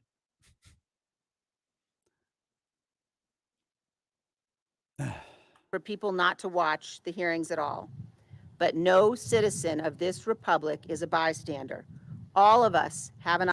No, actually, most of us are bystanders. The overwhelming majority of the population of the United States are bystanders. Obligation to understand what actually happened. Nope, you don't. That's the best part, Liz. No one has an obligation to understand jack and shit, which is how you got voted in the first place. By the way, so no one had an obligation to understand who you were, who your dad was, or why your family is one of the most freedom destroying fucking cabals our country has ever seen. No one had an obligation to do that. And no one has an obligation to do whatever crazy shit you're going to suggest either. That's the whole freedom aspect, dummy. We cannot abandon the truth and remain a free nation. To believe Donald Trump's election lies, you must believe that dozens of federal and state courts who ruled against him, including many judges he appointed, were all corrupted and biased. No, you don't. That is a complete fucking fiction. All you have to believe is that those courts did not believe they had jurisdictional authority to hear the case before them, which is what basically every one of those courts said. You don't have to believe that they were particularly biased or corrupt. You just have to think that a state district court had a problem saying, I'm going to stop an election at the national level. Like, you could think a state district court maybe didn't have the juice to do that. The only court you might have to acknowledge as being corrupt or biased would be a circuit level court of the United States or the Supreme Court, who punted on some major decisions. They did. I don't think it's because they were corrupt or biased. I think they just decided that this was a political question that would be resolved at the polls, and that what would happen in the aftermath would be taken care of by the legislature and the voters the next time around. Whether or not you think that's the right decision or a wise decision is irrelevant. It doesn't require the court to be corrupt or particularly biased in any way to come to these conclusions. Again, this rhetoric of vilifying and othering Americans for disagreeing is scary. That all manner of crazy conspiracy theories stole our election from us, and that Donald Trump actually remains president today. As of last week, You don't have to believe either of those things either. What you can do is say, you know what? There was some stuff that happened, like COVID, for example, that created a scenario in which we had the largest amount of mail-in ballots in the country. And I'm not entirely sure that every particular county, specifically in some of the swing states with high records of issues in tabulating votes in the past, were correctly equipped, trained, and monitored during the count to ensure something was done fairly. And I would just like someone to examine that. You can be that person, you can have that position, and that is a reasonable position to have about what happened in 2020. And then what many of us wanted people to do, or wanted the courts to do, was to look at it and go, no, actually, we looked at this. We see the counts. We think that the counts are within acceptable margins of error. And we think that they show an accurate result that was tabulated. Or they go, you know what? We see some issues with this, and we would like to have an audit happen to determine whether these results are correct at a more deep level. That's what people wanted. That's what the overwhelming majority of people who are election deniers wanted to happen. They just wanted someone to look. And they were met with, you want someone to look at the results of the election? What are you, fucking crazy? What are you, some sort of denier of authority? What are you, some sort of treasonous criminal, some traitor to the country? That's what ended up happening.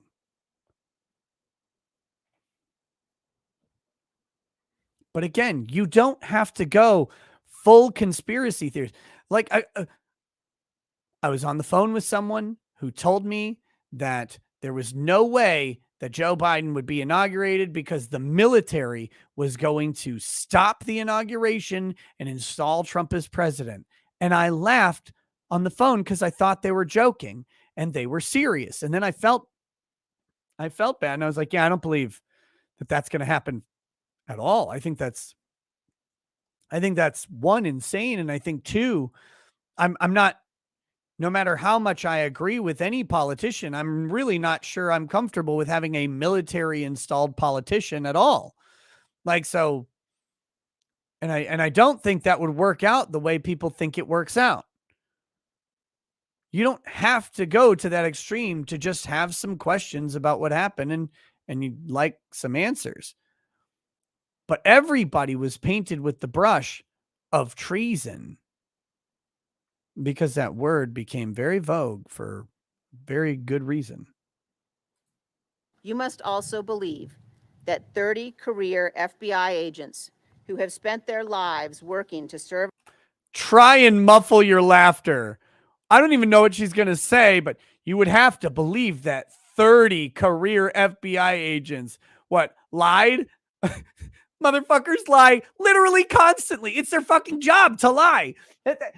Every cop lies. All of them. They lie to everybody. They lie to perps. They lie to the judges. They lie to juries. They lie to lawyers. They lie to other cops. They lie to dispatch. They lie in their reports. They lie all the time. Cops lie constantly. It's baked into the job in so many different places that not all cops lie in all of those places. Don't misquote me, but every cop lies somewhere. Some of those lies aren't that big of a deal, and others of those lies are the most critical deal in the entire country. But you want me to rely on 30 FBI agents to tell the truth? Is that what's going to happen? Never in my life would I trust 30 FBI agents to tell the truth on the same issue. Never. Fucking none of them. You could not name an issue. If I watched it happen, 30 FBI agents all standing next to me watched the same thing, and they all described to me exactly what I saw, I would doubt what I saw. Fuck the FBI.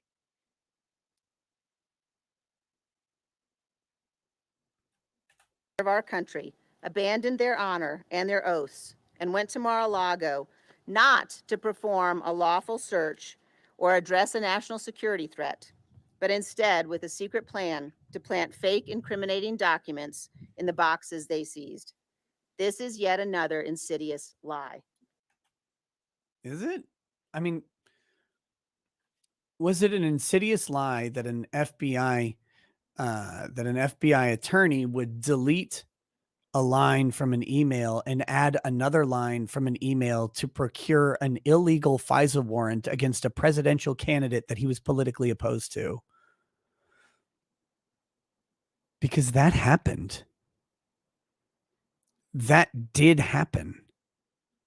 And everybody who said that Trump was being monitored was called a conspiracy theorist, that the Obama administration was monitoring and wiretapping Trump's phone calls. When Trump mentioned it, he was called a conspiracy theorist. His supporters were called conspiracy theorists. And oh, guess what? It was actually true. And by the way, Chaney, you keep going too far. You don't have to believe that 30 FBI agents set out to do this. You really only have to believe that one did.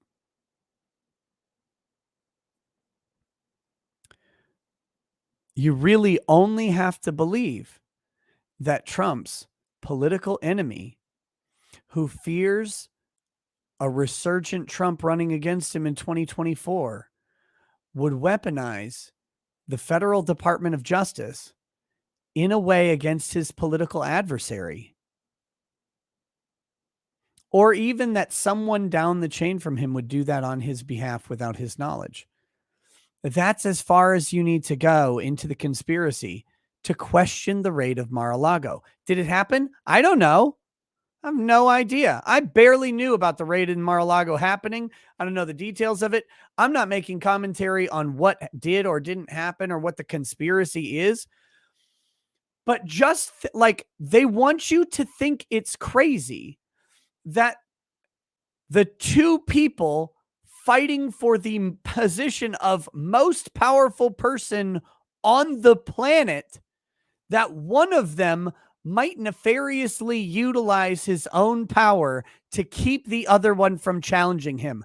That's how deep down the conspiracy rabbit hole you would have to go to get to the crazy notion that maybe the DOJ under Joe Biden would be motivated to find a way to keep Trump from running in 2024 and throw the entire party that's opposed to you in utter disarray coming up to a major election in 2022.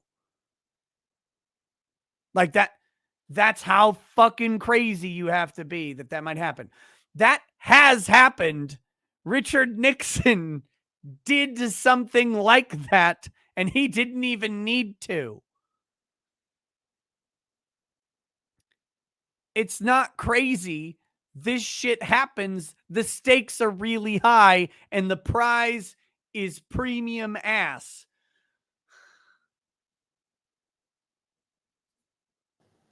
Donald Trump knows that voicing these conspiracies will provoke violence and threats of violence.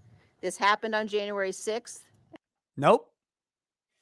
Again, no matter how many times you have tried to link the words of Donald Trump to the violence of January 6th, you have failed to do so. They failed to do it during the impeachment. They failed to do it in the media. They failed to because the timeline doesn't actually make sense and add up.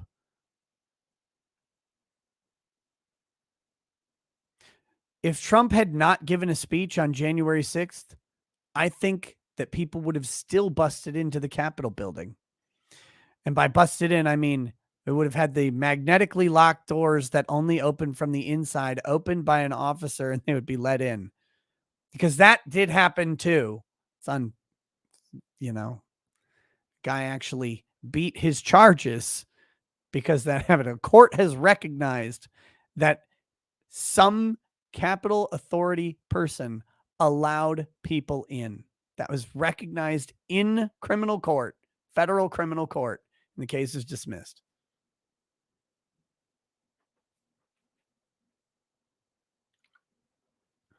But it doesn't matter.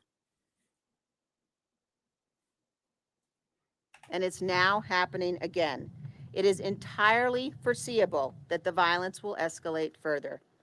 Why is that entirely foreseeable? There isn't actual violence that is happening, and violence is not actually escalating. So what is foreseeable about this escalating violence that is going to definitely happen? Like, where is it? Yet he and others continue purposely to feed the danger.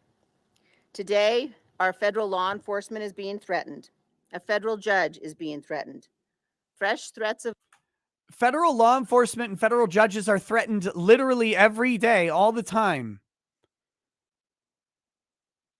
It's part of any sort of notoriety on any sort of major event.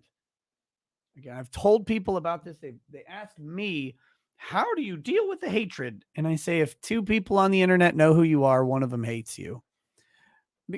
You just, because it doesn't matter. And the federal judges and the federal agents are not scared of the violence because they get threatened by people who actually murder people with regularity. Some judge out there has seen the list of Epstein clients and that judge is still alive. Like, think of that. They didn't disclose it to the rest of us, but they've seen it. And that judge lives. What, they're worried about a bunch of 58-year-olds who are going to bitch about it while wearing American flag t-shirts? The violence are rising everywhere. And despite knowing all of this, Donald Trump recently released the names of the FBI agents involved in the search. Yes, good. I'm sorry, good. The names of federal law enforcement agents who are not undercover should not be private in any way. Like, why should they be? If you don't want that, don't be a Fed.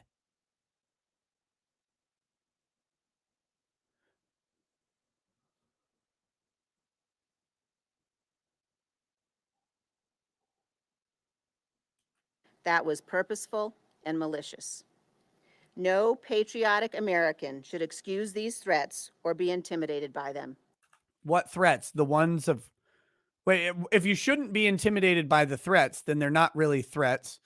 But which threat? Like releasing the name of the federal agent, the public official, the public officer whose name is required to be on his uniform when he shows up to do anything? That one? Why? By the way, can we get a little reminder in here? Let's reel this back in and say something important. Fuck you, government. Fuck you. Stay out of my shit. Stay out of my life. And if you come in it, oh, I'll send all your names everywhere. Fuck you. You don't get to root around in my life. You're the goddamn government. I'm just a guy. Fuck off. Search my shit. Put every one of your names out online every day for the rest of my life. Fuck these people. What is this? We've got to protect our government officials. No, they're literally the enemy of freedom. No, thank you.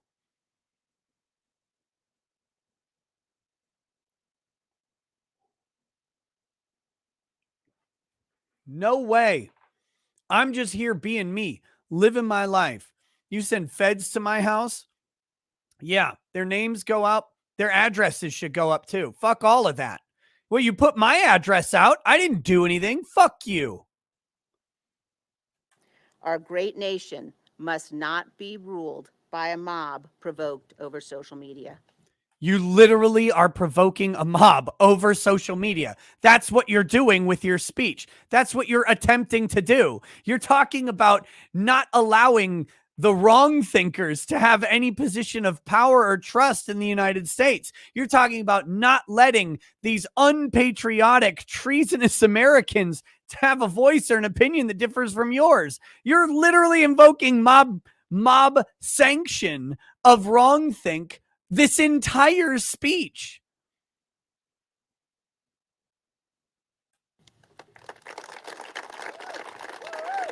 Sheep.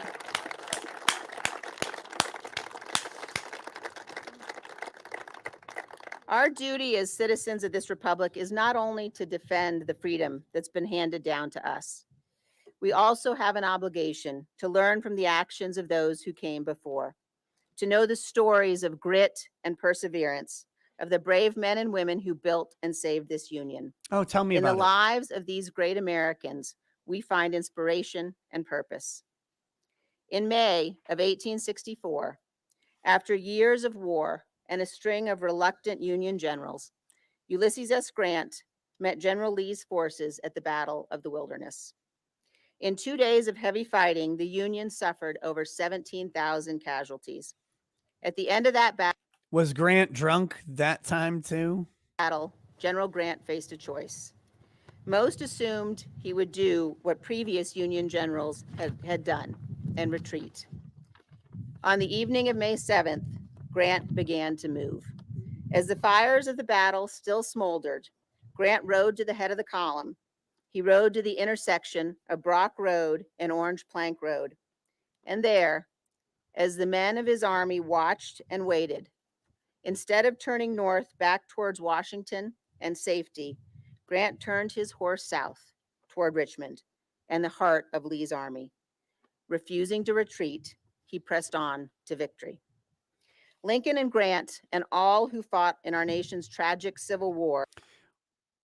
Correct me if I'm wrong, but wasn't Ulysses S. Grant the most corrupt president in the United States history? Like just literally selling positions to people inside his cabinet, like openly doing so. I mean, okay. Including my own great-great-grandfathers, saved our Union.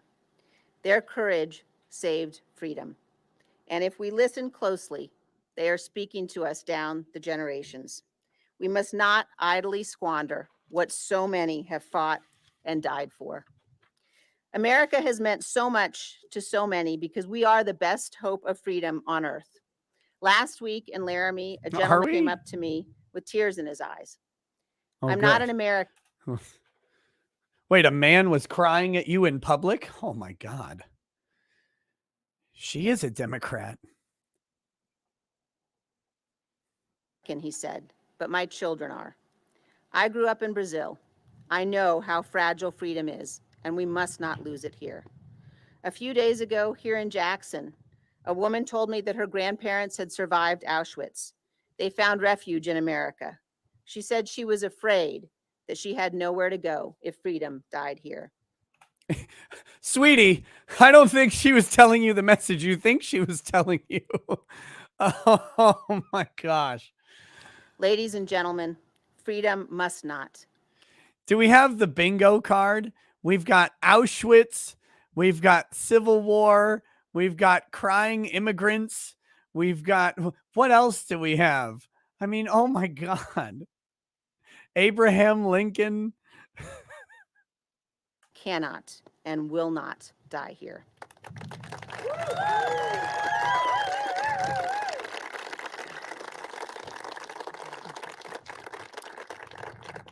We must be very clear-eyed about the threat we face and about what is required to defeat it.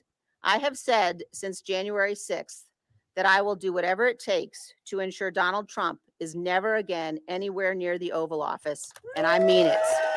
All you have to do is stand outside the Oval Office and open your shirt, and Donald Trump will walk away. He won't. No, thank you.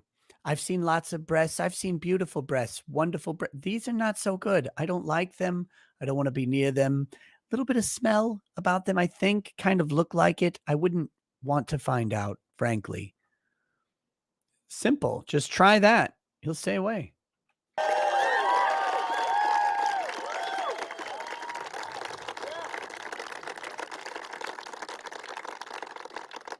This is a fight for all of us together. I'm a conservative Republican.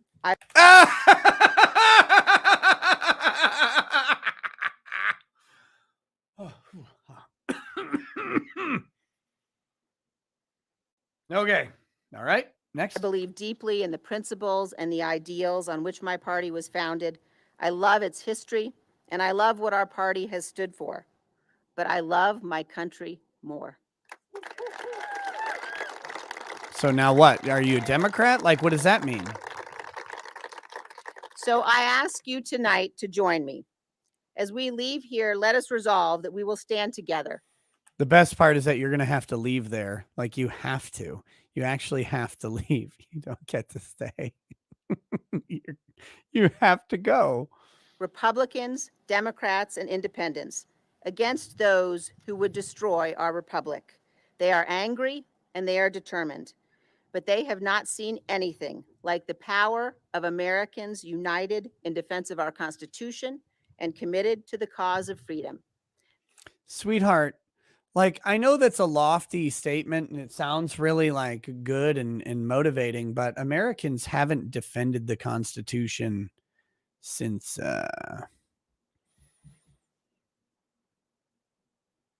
ever.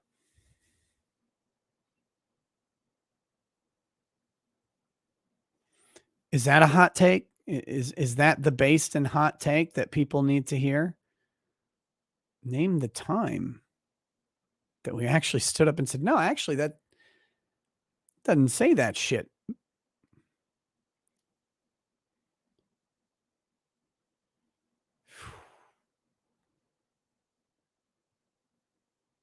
We have constantly allowed that thing to be mitigated, pared down, ignored, downright fucking changed. When do we fight for it? Where was the battle of the Constitution where something happened and Americans rose up and fought against their oppressors and said, no, nay, we actually want it to say the other thing? I don't think that literally has ever happened. Ever.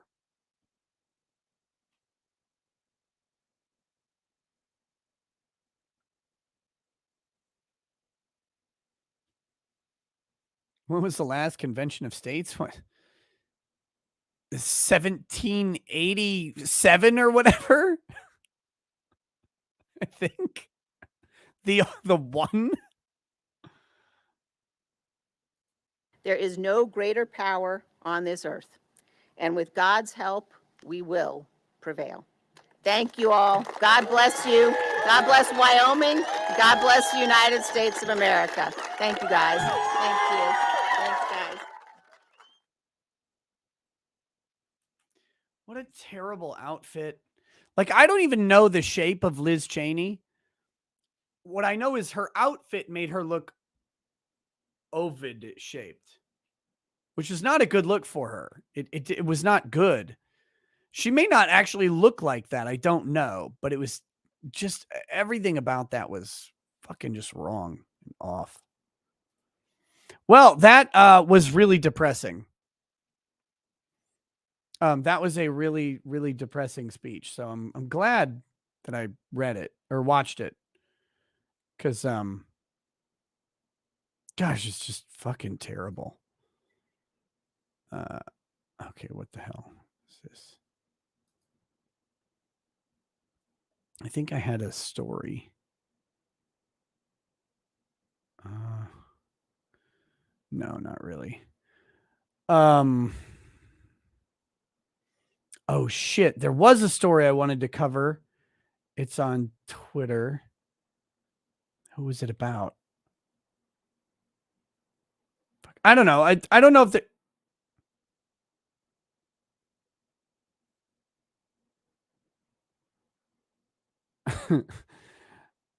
what the fuck was that story? Urgh. I don't know if there's anything else to talk about with the Liz Chaney stuff. Ultimately, just getting back to the theme, Liz Chaney has positioned herself as the only correct Republican. All of her Republican colleagues are evil. They all support the wrong thinkers. She's a conservative Republican. She loves everything about the Republican Party, except not any of it.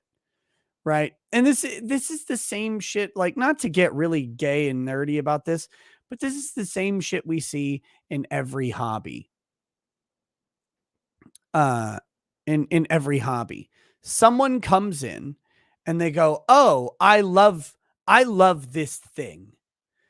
This is wrong, this is wrong, this needs to change, this is problematic. I am the biggest fan ever, but I've got this list of grievances against it. I'm the last true Warhammer fan." Okay, sure. Sure you are. Fuck off. Get out. Every time it's like this. And it's the same. Like, the reason I bring it up is because it's basically just how industry works in general. When someone comes in and they want to own something, they want to, going back to what I said earlier, it's not about her representing her constituency. Her constituents all disagree with that entire speech. She wants the power of representing the constituency without having to conform to who the constituency is. But her job is not to lead her constituency to new places. It's to represent them as them personified. And the politicians have lost that. That's gone in America, but that's what they're supposed to be.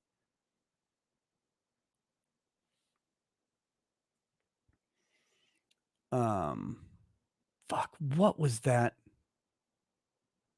I'm just trying to think of what the story was, because then I could look it up. I would remember. Yeah, there's a really interesting story on Twitter that was funny that I wanted to talk about. I should have just tagged it. Wait, do I have it here? Oh, I've got it. I did I saved it. I'll bring that up in a minute. All right, we got Sheepsidian says, thank you for not calling the Houston police on me at Matsuri. I'm glad to see you made it back to your tall hobbit hole. Also, I got suspended on Twitter again, so that's good. Anyway, I'm going to get back to drawing later, my dude. Hey, go get it, Sheepsidian. My man is working on a comic, and I love people who are creating and building things, so I wish him all the best of the world. He's super nice to hang out with at Anime Matsuri as well. Funny guy. And a lovely lady with him as well. So they were good fun. All right. Here we go. I guess we could talk about this thing.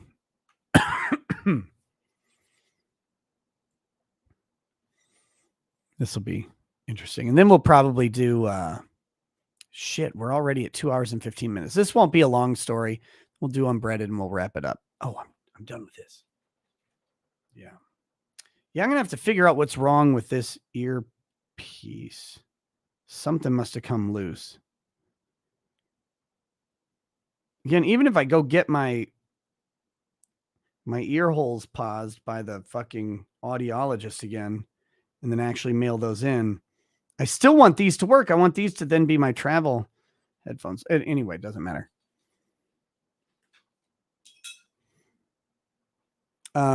Okay.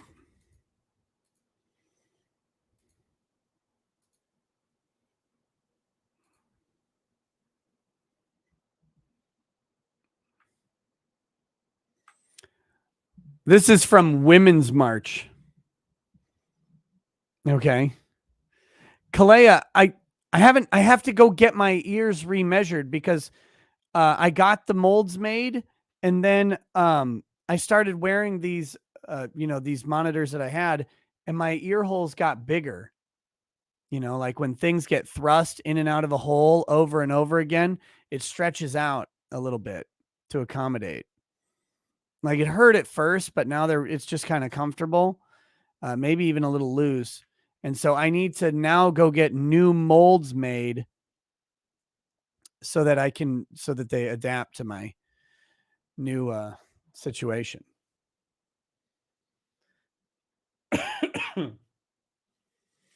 All right, so this is from Women's March. Let's talk Andrew Tate, Johnny Depp, Marilyn Manson, and the pervasive culture of misogyny and sexism that puts women in danger every single day.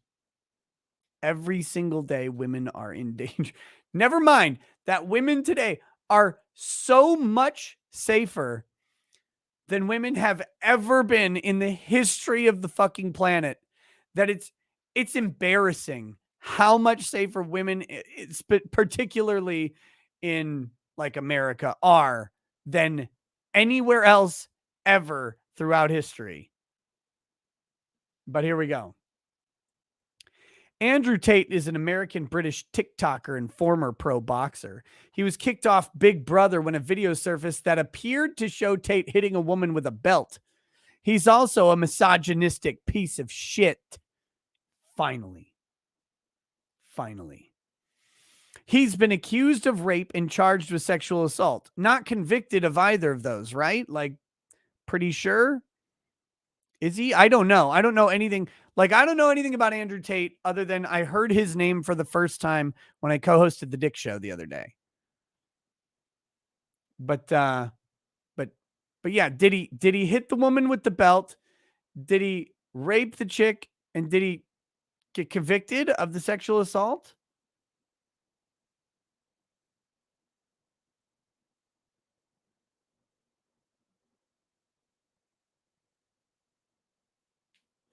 Here we go. He was investigated for trafficking a woman who claimed Andrew and his brother kidnapped her. So he was investigated. I'm guessing the investigation didn't come back with evidence to support a conviction, though, considering he was investigated and he's on TikTok talking all the time. Tate says that rape victims bear some responsibility. Well, again, where's the rest of the context there? You just have 3 words of his quote. Was the quote, don't bear some responsibility? Like that literally could be, what's the quote? He believes women belong in the home and are a man's property. Well, that's just true, though. I think we can all agree that women do belong in the home and are a man's property. That one's good. I'm fine with that. Right now, Tate's going viral on TikTok, where he's freely spreading his views, supporting and enabling rape culture for millions. Yeah, that's true. All of the rape culturists that are out there, the rape cultists that are out there, what they spend their days doing all day is actually just watching TikTok. Big problem amongst rape cultists. They get their rape cult meetings and none of them get anything done anymore because they're just TikToking all day. It used to be this jolly festival of rape, just like some good old rape. They're like, you know what? We're going to get together and do some of this rape culture raping. But no, now they're just TikToking Andrew Tate all day. Who watches TikTok? Do men watch TikTok? What's the demographics? Do we have demographics on TikTok? Jamie, do you have any demographics on TikTok? Where's Jamie? He's not even over there. I'm looking for him.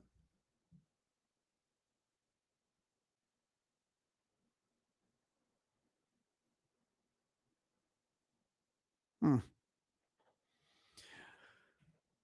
I don't know. I've never in my life like watched TikTok. Like when someone's like this viral TikTok video, and I'm like, and I click and I'm like, okay, where is it? I can't even find it. I'm just like, well, whatever. And again, I don't know anything about this Andrew Tate guy. I don't know, but he's freely spreading his views. Well, we can't have someone freely spreading their views. That's bad right there. What if someone listens to them and agrees? That's really fucking terrible. I always love that. Like, what a complaint. Well, they're out there freely spreading their views. No!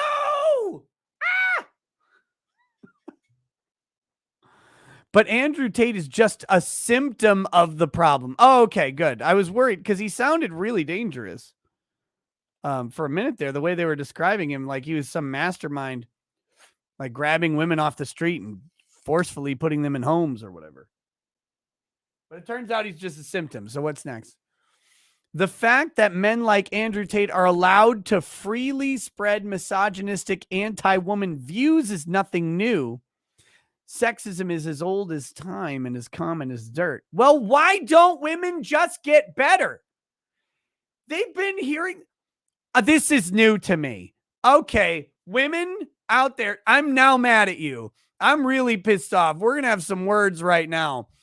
You bitches have been hearing this from the beginning of time and you still haven't fixed your shit?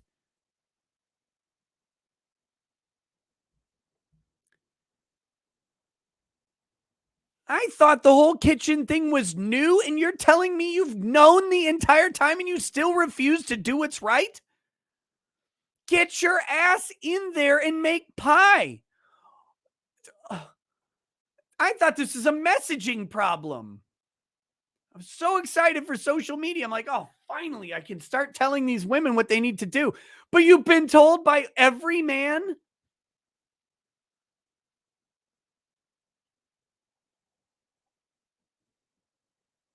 What kind of sandwich do I want? One that's not a fucking bread taco. That's for sure.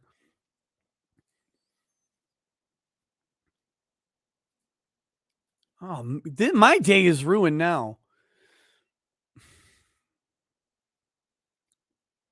Sexism and misogyny are the reasons so much of the internet believes Johnny Depp, not his victim, Amber Heard, despite all the evidence of his abuse.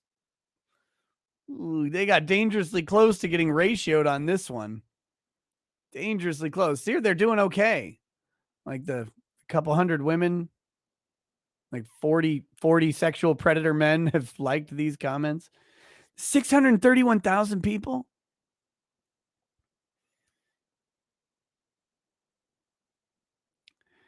They're the reason Depp's and his buddy Marilyn Manson's fans turned to harass Evan Rachel Wood.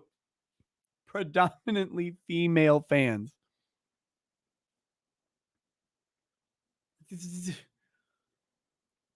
For Johnny Depp, anyway. I mean, women, all of Mitt Romney's binders full of women spilled out to support Johnny Depp when he finally fought back. And they're like, oh, wait, you didn't do this? Oh, well, now I'm back behind you, dreamy eyes. Like, what?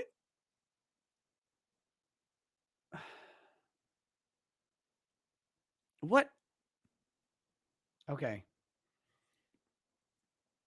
Harass Evan Rachel Wood as soon as the Depp trial ended, even though Wood's abuse at Manson's hands is well documented too. Is it though? Is it?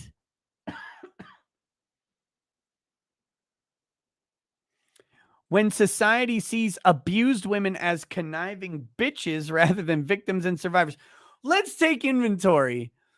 Evan Rachel Wood fabricated a document from the FBI to try and intimidate women into witnessing against Marilyn Manson. That's documented. That's there. We've seen the fake letter. That's kind of a conniving bitch. Like, even if he was beating her, that's a conniving bitch. Because that shit's super fucking uncool to do.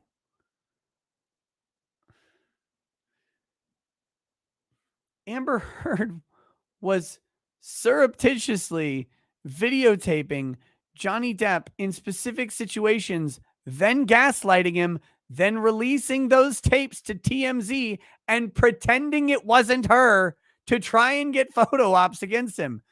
She's being a conniving bitch.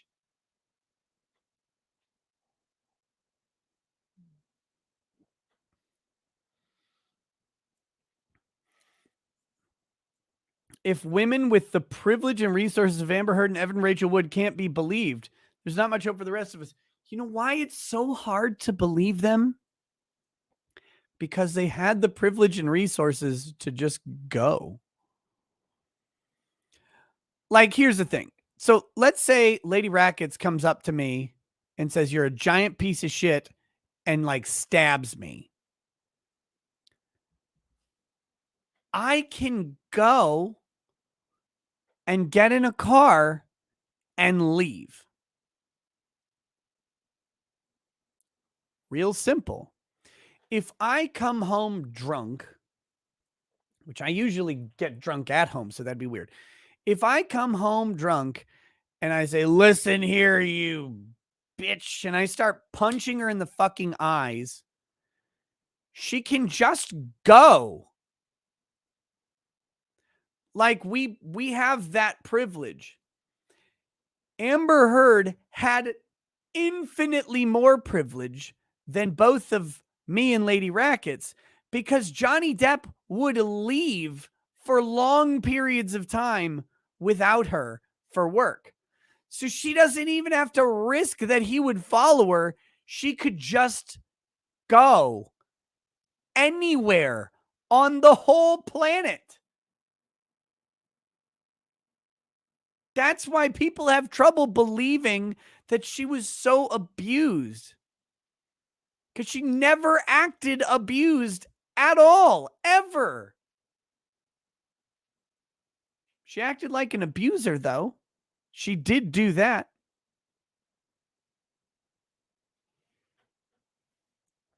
All right, here we go. Women deal with harassment online and in person. Oh, you know what? That's true. That's a special condition of women. No man has ever had to deal with harassment online or in person. That's never happened. Like when a man goes to war or whatever. I mean, back in 1944, over in France, the Germans, I mean, they might have shot at like American soldiers or whatever, but none of them were like, "You cunt, make me pie." None of them catcalled those guys while they were walking by, like, "Woo, 88th Airborne, look at those pants. Get it, son." That never get that butt. Never happens. Guys have never been harassed. So that's true. I do sympathize with women on that.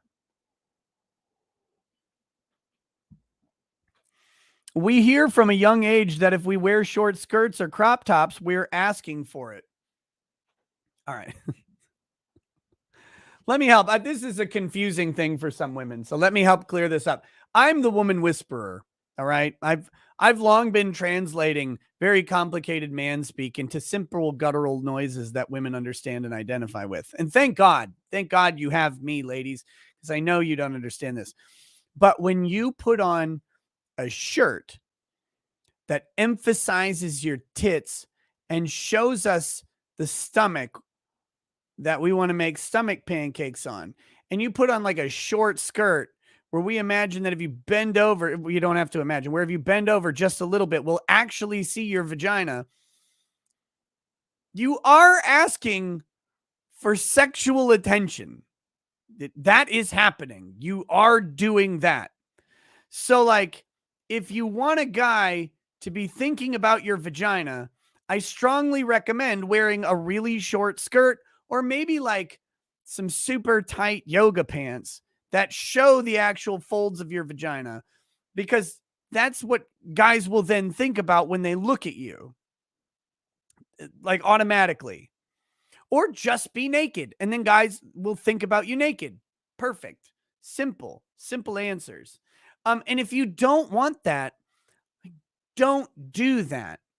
But dress is two things. Dress is utilitarian and it's ornamentation. And we have hybridized those things into one in most Western society. We don't do uniforms. We're not communists. So we mix the utilitarian aspect of covering up our fun bits along with ornamentation designed to elicit certain emotional responses from people who look at us. You have a lot of agency in how you look for whatever reason. And if you choose to look away, that is super fucking hot, then guys are going to look at you and go, "Man, that's super fucking hot." And they might dare to grow a testicle hair and walk up and say, "Hey, girl, you a wind tunnel because you're blowing me away mildly." I don't know. I'm not good at pickup lines, but I think something like that might happen. There's a mathematical reality where if you encounter enough men while looking hot, one of them will eventually come up and say something retarded.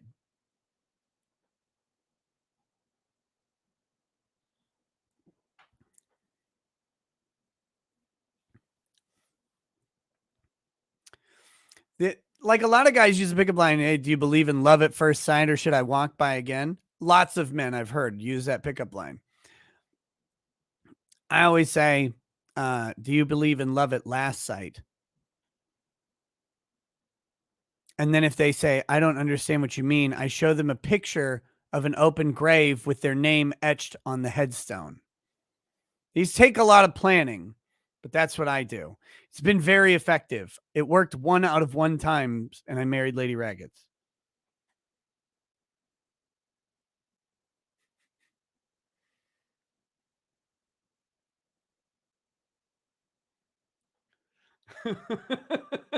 Well, that's fucking scary. I'm so bad at pickup lines. I don't know. I don't know what to do with pickup lines. I was doing pickup lines on Lady Rackets down at the resort, and she was getting so fucking mad because they're so bad.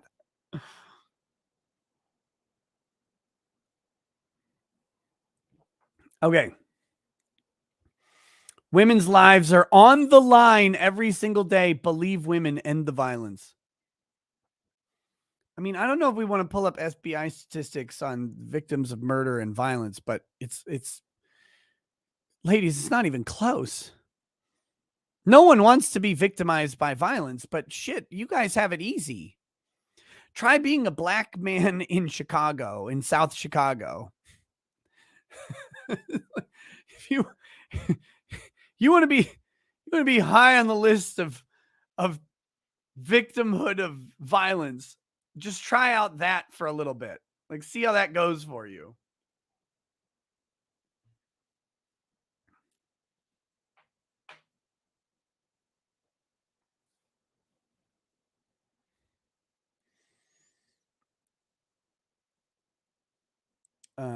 Okay. Anyway, so I just had that story. I thought it was funny.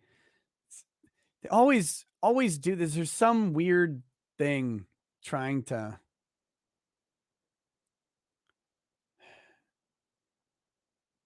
it's what was that statistic? It was like there was not a statistics. It was it involved a statistic. It was like 1 in 4 suicide victims are women. We have to end the violence against women.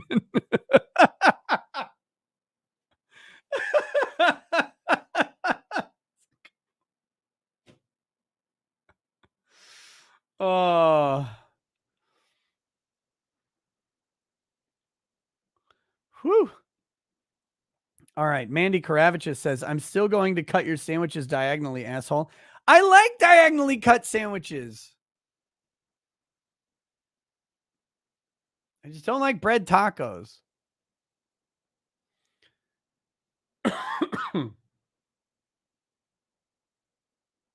Okay.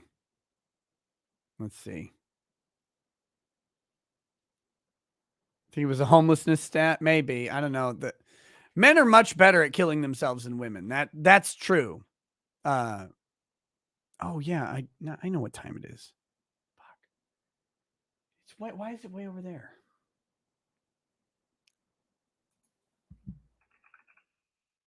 Wait, I have this pulled up already. Okay. Okay, here we go.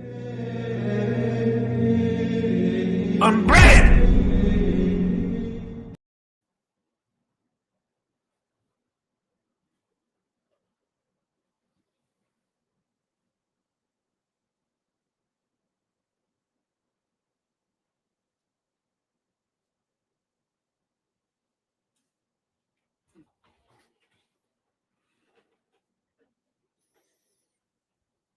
It's time. Brothers and sisters of the bread, we must become unbreaded. We must become unbreaded. What the fuck is going on here?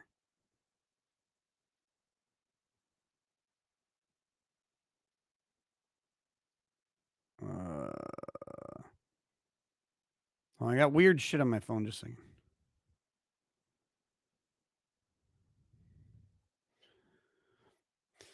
Okay, here we go. Where's my random number generator? There it is. Oh, 376.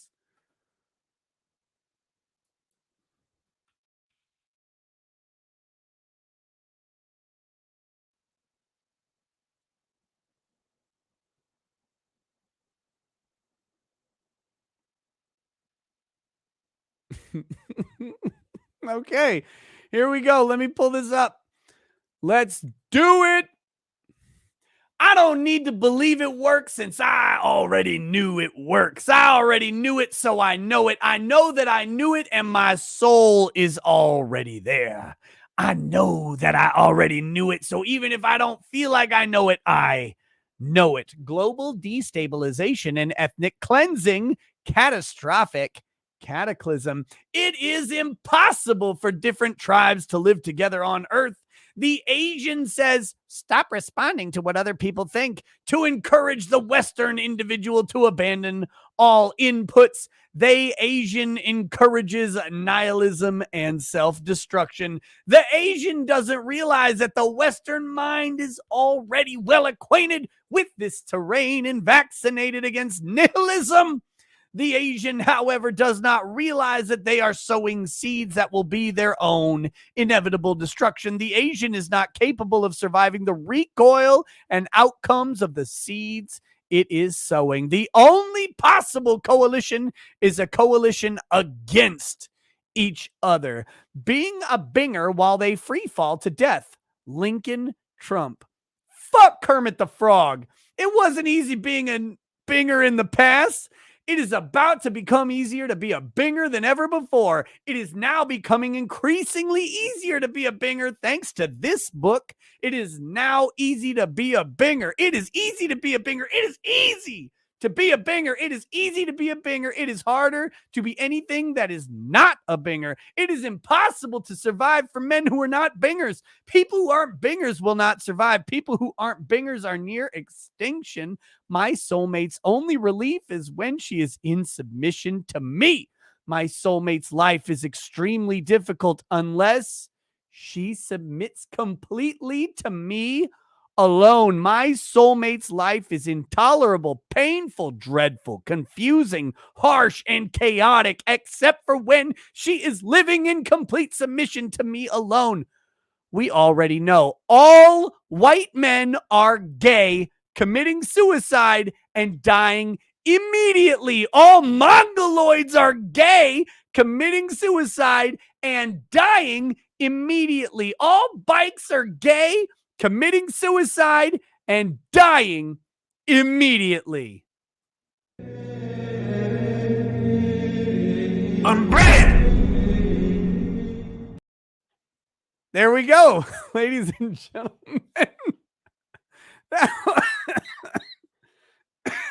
That was our daily unbreaded. The wise, incalculable words of Matthew Harris, PhD in philosophy from Duke University, hired to teach young impressionable minds philosophy at UCLA. Currently awaiting an unjust tribunal to determine if his definitely not threatening to murder people emails crossed any legal lines.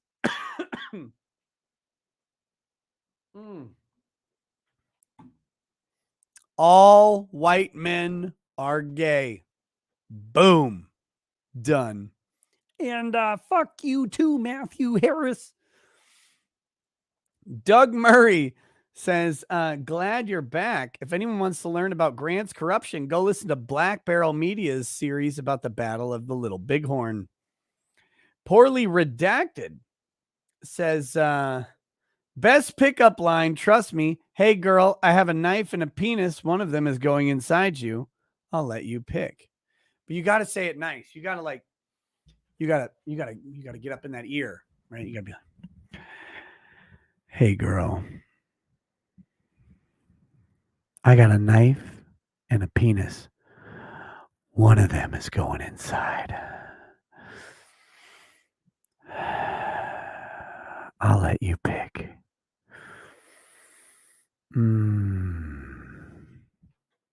That's how you got to do it. You got to get a little bit of smelling in there. You got a little bit of groaning. All that is true. King Brick Rodicule says, I'm George Bush and I approve this message. I didn't lick the mic. What are you talking about?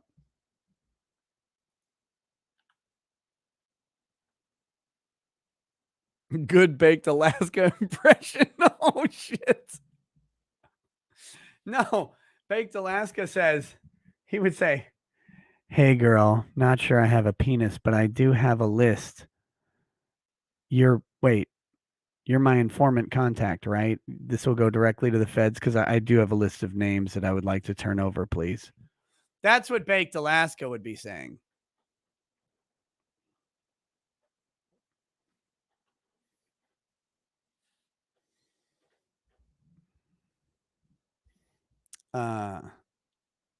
Over on Rumble, Angel Roll says, "Thank you for doing this. She insults my intelligence every time she opens her mouth." Talking about Liz Chaney, also Baked Alaska. Malik Foxon says, "White men, y'all officially gay boys, get wrecked." Great US says, "Oi, shyster lawyer, can you pass on an invite to Sargon of Akkad to be on a sidebar with Viva and Barnes? P.S. YouTube mods are the gayest on the planet." I can. I could tell Sargon he'd be welcome on sidebar with Viva and Barnes. I don't know. I can ask Viva and Barnes how I can put them in contact with him. I'll see if I can work that out. Sure. 3B61FXD says, "Nick should have Ty and Blaine Pardo for a tabletop stream discussion sometime in light of the whole Battletech fiasco." Who's Blaine Pardo? Mysterious Girlfriend says, "Reminder that the FBI is one of the largest distributors of child pornography on the planet. Put them all on the wall." And I think they have the largest archive of child pornography on the planet. It's their favorite thing to have. Apprende con Flowers. With great power comes great responsibility. She obviously couldn't handle the responsibility. Zalcor07, "Death to the state. That is all." Sic semper tyrannis, my friend. Apprende con Flowers, "Such an amazingly horrible talent to lie with a straight face." Chank Sautome, "Does this cow realize if half the shit she claims about her precious democracy were accurate, her father would never have been VP and she'd have been a perpetual nobody?" Nope. She doesn't even realize it. Apprende con Flowers, "Although unlikely, how would you imagine the balkanization of the U.S.? I don't. I think it would end in a horrific war. That I would really prefer not to see anything like it. Okay. I was gonna see if I could find something real quick.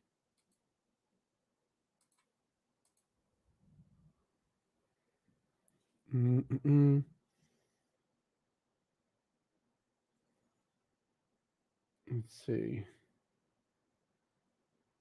I'm trying to look for one of the schizo posts.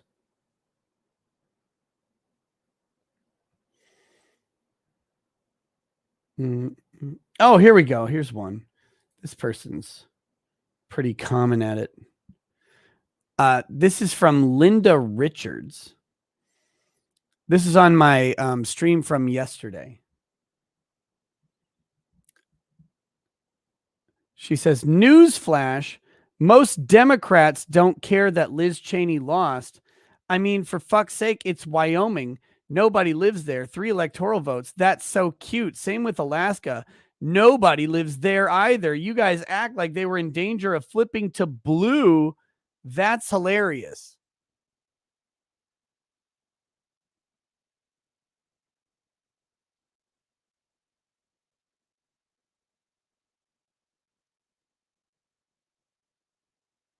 I don't. What am I missing? Like, who thought that Wyoming was going to go blue because Liz Chaney lost a primary? Like, what? I don't. This person schizo posts on like every single video I do, by the way. It's great. And they're always just way out there. Weird stuff.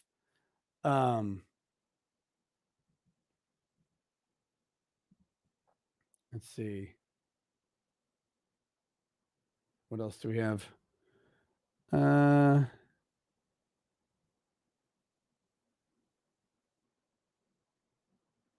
I'd have to look through. I think we'll probably set this thing up so that we actually get these things grabbed.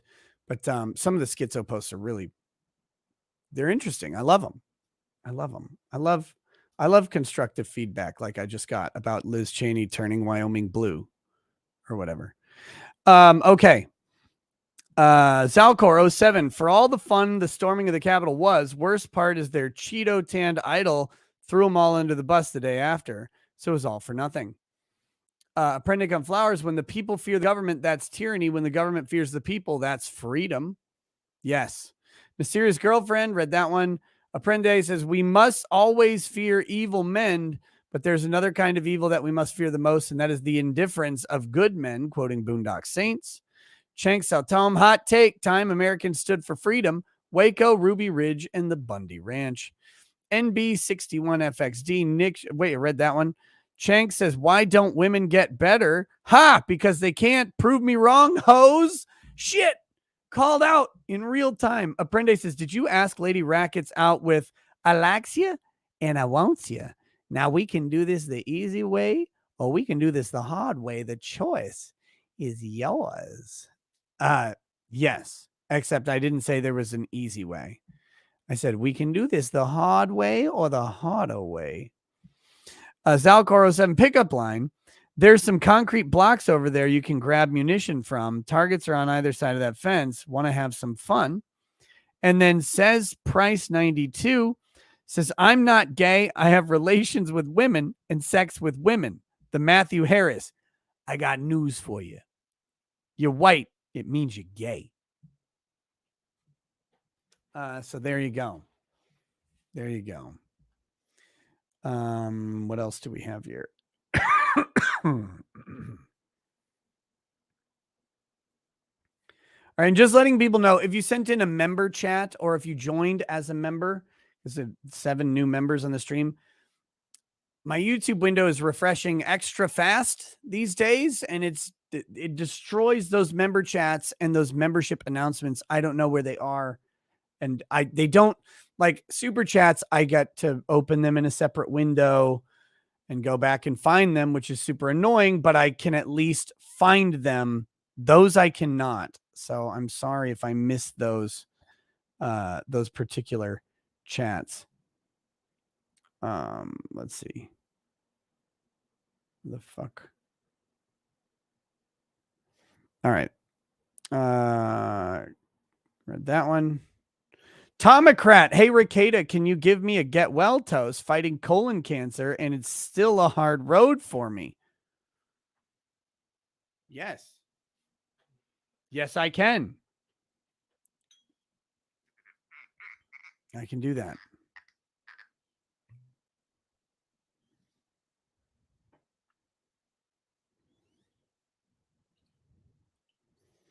Let's see. So this is to Tomocrat. Tomocrat to your colon and the unwelcome invader accompanying it. I think all men can agree that an unwelcome visitor in your colon is not something that any of us want. And you have been fighting it for quite a while and still have a long and hard road ahead of you. Which in context is very, very uncool, but that's how I also know you are white. With that, brother, keep fighting the good fight. No unwelcome companions in your colon and no perforations to be found. May your recovery be swift, complete, and may you never relapse into having an unwelcome colon visitor. Cheers, brother.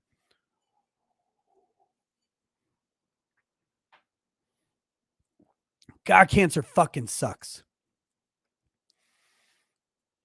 Next, Jason McConnell. Oh, wait, I read that one. How did I miss the colon cancer one from before?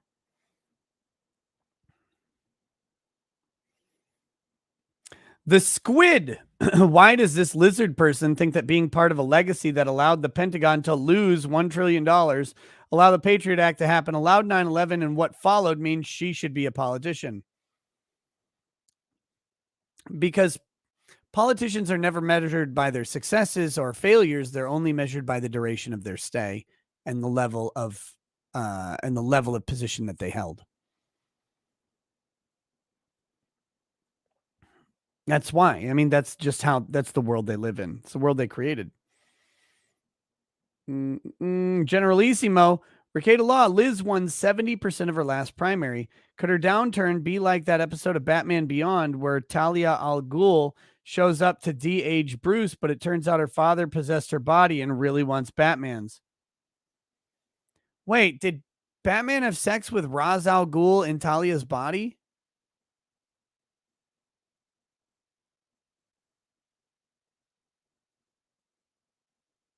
I don't know about that.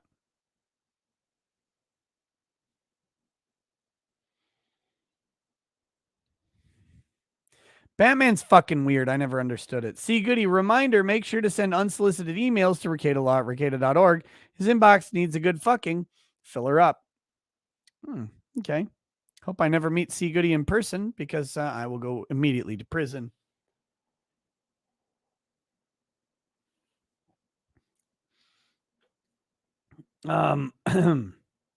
Winton Dupree, this is why she's in Wyoming. It's such a small population, she can get away with sharding all over them. Almost. But not anymore. She just got fucking evicted. Just Me says Ethan goes to Spain and makes a scene on YouTube, while the 6'2" guy he'll slap goes to Jamaica and makes a scene on YouTube of him simping all over a cute girl in Daisy Dukes. And LawTube is incels, right? I can't wait to bring Lady Rackets back to the resort. I cannot wait. Already need another vacation. But not because I'm tired of YouTube this time, just because vacation was so much fucking fun that that I want to do it again. But I have so many other things I have to do too. Okay, I think that is all right. That's the big ones. Whew. We're gonna wrap this up, and then I think we might do some Twitch tonight. Is that a thing? Have you guys even done Twitch before? Lord Raptor Jesus says sex toy talk. Man, I should open a second channel and just do sex toy reviews. Wouldn't that be funny? Like to do like conservative or man reviews sex toys. I think that'd be a good show.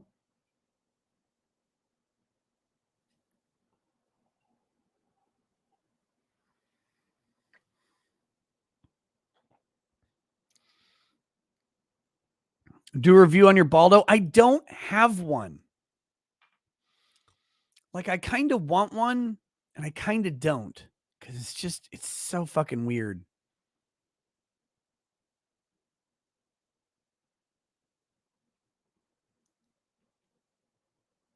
No Twitch, but let's at least interview a historian, pal. Which is who? And what for? What do you want me to interview a historian for? Bring on Jack Murphy to review sex toys? No. Kimberly Ashcraft says my Yorkie passed. The only time I stop crying is here. Oh, I'm sorry to hear that. Fuck that.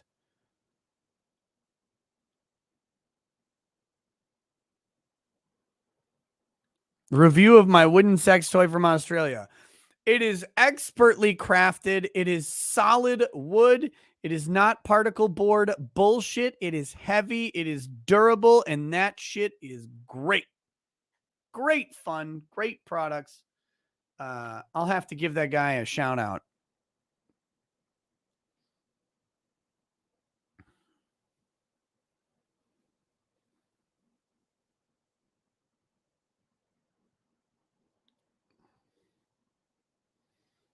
Is it redwood? I don't know. I'm not a fucking botanist. I don't know what the fuck any wood is.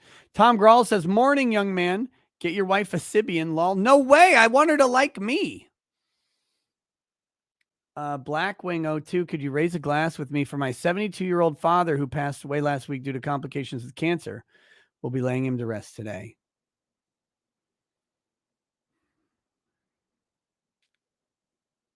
Yeah. Yeah.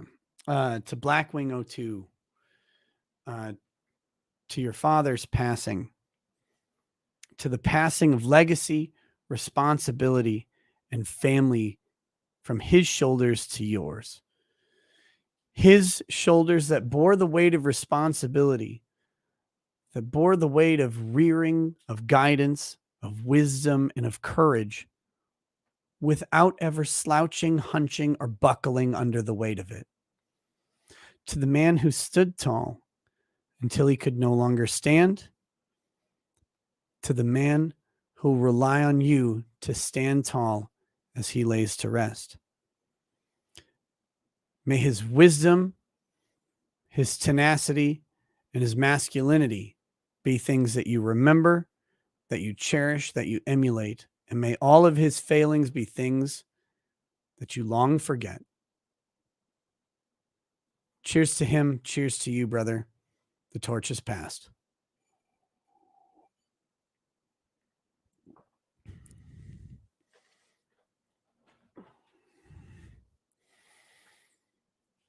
All right.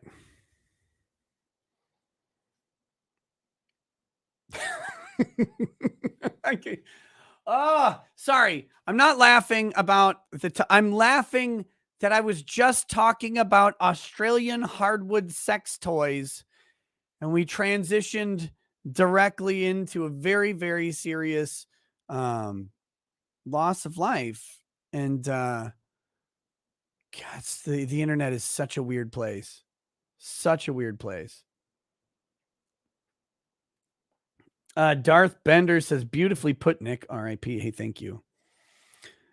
Kimberly Ashcraft says, to super chat person with colon cancer, check out UAB in Birmingham, Alabama. Recently finished a treatment trial with 100% of patients completely cured of colon cancer, regardless of the stage. Well, I would be flocking directly to that.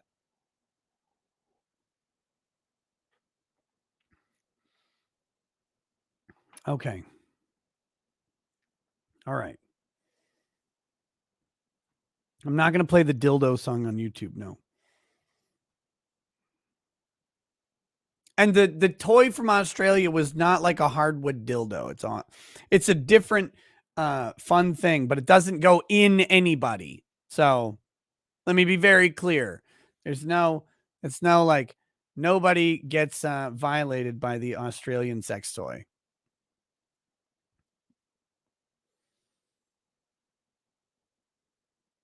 Let's see.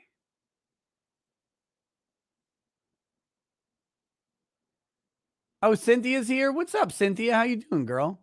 I started talking about sex toys and you showed up. I'm very happy about that. All right. Let's do the rest of these super chats. Lady Rackets' mommy Milkers says best pickup line is, hey girl, we are going to have sex later. Want to know how I know? Because I'm faster and stronger than you. Oh, whew. That's a good one. I like that one a lot. Griffin Lawrence, hey Nick, have you tried Hibiki Harmony? If so, thoughts on it? I've had Hibiki Suntory and I like it a lot. I don't think I've ever had the Hibiki Harmony.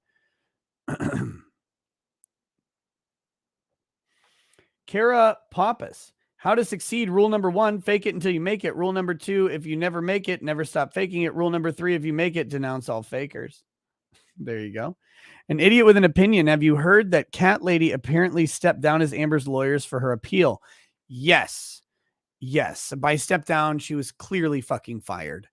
As she should have been. She should never have been the lead attorney on that case. She was a disaster. Rottenborn was not fired, and will be involved in the appeal. That's because Rottenborn did the only competent, semi-competent job on that team. So he does belong on there, I suppose. But Elaine Bredehoff was fucking awful.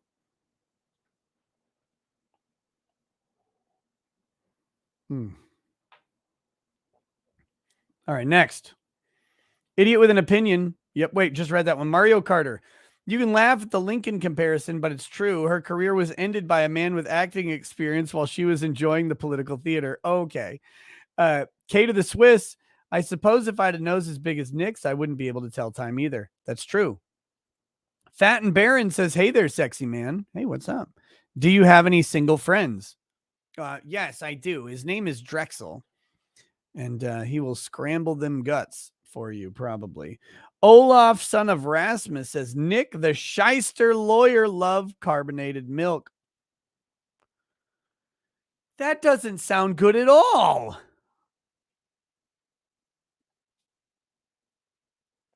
That doesn't sound. I don't want carbonated milk. Redhead takes says it's the first time in 100 years that a Clinton, a Bush, or a Cheney are in D.C. Aren't in D.C. I think is what they mean. Nepotism in politics is cancer, and it needs to be eradicated. I agree. Sam, I am. Sup, all you female dogs in the house? Stupid YouTube won't let me cuss, so I had to get creative. He meant bitches. The Field says the Republican Party is great at promising to restore our rights and dithering ineffectively once elected. FBI Delinda Est. I will give credit to the Republicans on one thing.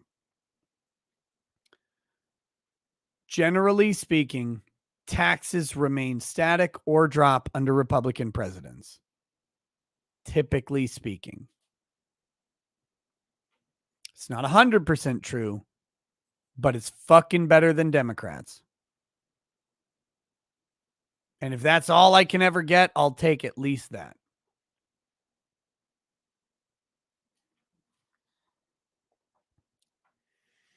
But yeah, largely the Republican Party is shit. Alan Robertson, did you hear that the libs of TikTok got banned off from Facebook today? I did not hear that. I know that there's a Media Matters thing going after libs of TikTok right now. I think they're really going after them. Oh, and the Matt Walsh thing.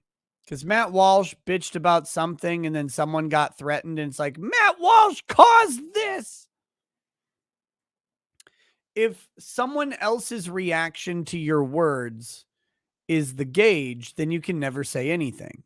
Because there's always someone who will misinterpret what you say.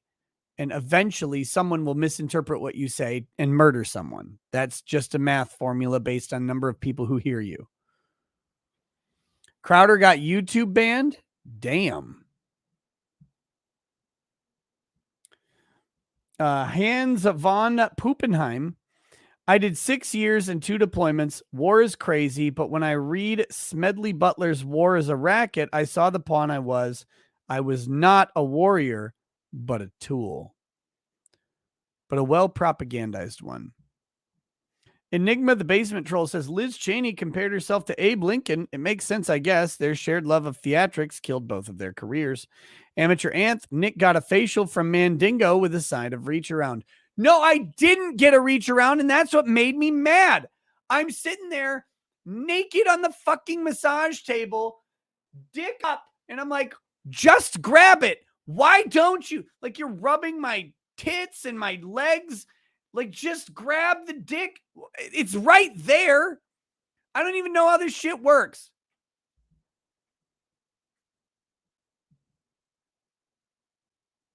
I don't get it. I can never, I could probably never even pull off the rub and, I would screw up a known rub and tug. Mr. K, we all knew it was Jamaica, just didn't repeat it for your sake. Not sure if you're aware, but you've dropped it like 2.25 times, just saying. Probably. Enigma the Basement Troll. There's a weird thing on the internet where, like, if you just ignore something, like, it'll kind of go away. And, like, some people know and some won't. But I dropped it today, so that's just how it goes. Mandy says, explain what a reach around is. You don't know? Oh. That makes me sad.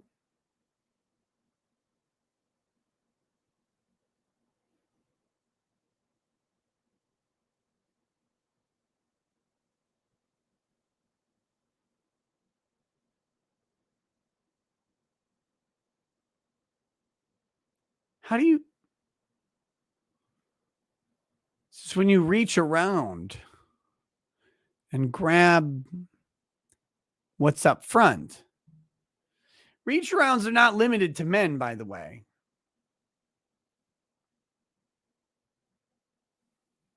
Like women can get reach arounds too. They tend to like them.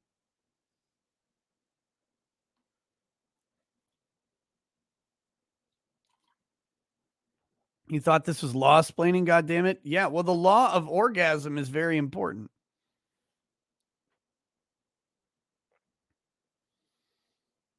All right. Anyway, Enigma the Basement Troll says there's a silver lining to Liz getting voted out. With all her free time, she can reconnect with her father. Perhaps they can go on a hunting trip. Could be. Maybe some good times ahead. Marsha Atkinson says blank pick in your area. Blank pink in your area. What the fuck is blank pink?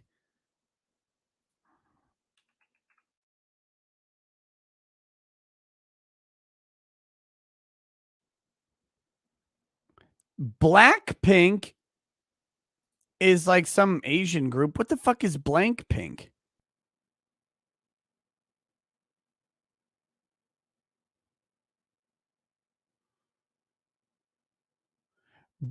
Blackpink is a K-pop band. I got that, but this is blank pink, and I don't know what that means.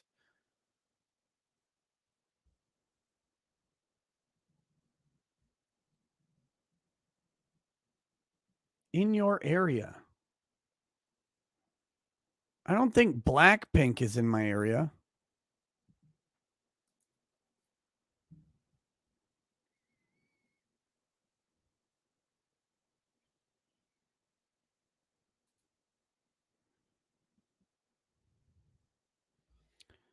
Yeah, Blackpink is going Blackpink is going to Seoul, Tokyo, Shanghai, Bangkok, New York, and LA. Like that's not in my area at all.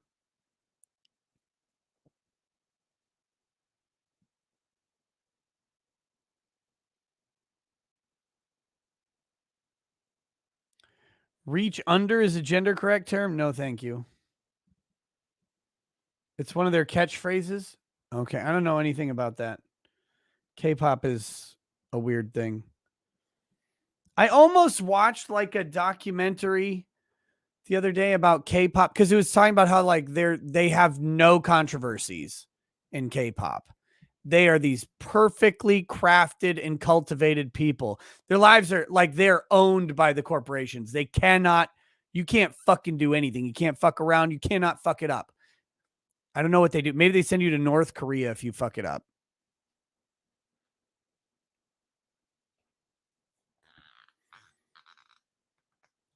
Biden's glowing B amyloid levels or beta amyloid levels. Hey, Rackets, what is the name of the love game you and Lady Rackets have? It's called We've Never, But We Would. Also, if you're ever in Gainesville, Florida, I drove through it. You're welcome to come over and have some whiskey, 40 bottles and counting. An announcement on the game that Lady Raggets and I were talking about. We've Never, But We Would. When we got home, we opened our closet and found out that we had already owned this game. But we didn't remember that we owned it. And so we had bought a second one. So now we have a completely fresh game of We've Never, But We Would. And we're going to do a giveaway sometime really soon. Lady Rackets will come on stream and we'll find some way to give away our spare copy of We've Never, But We Would, in case there's an adventurous couple out there who want to find out how to do all sorts of fun stuff.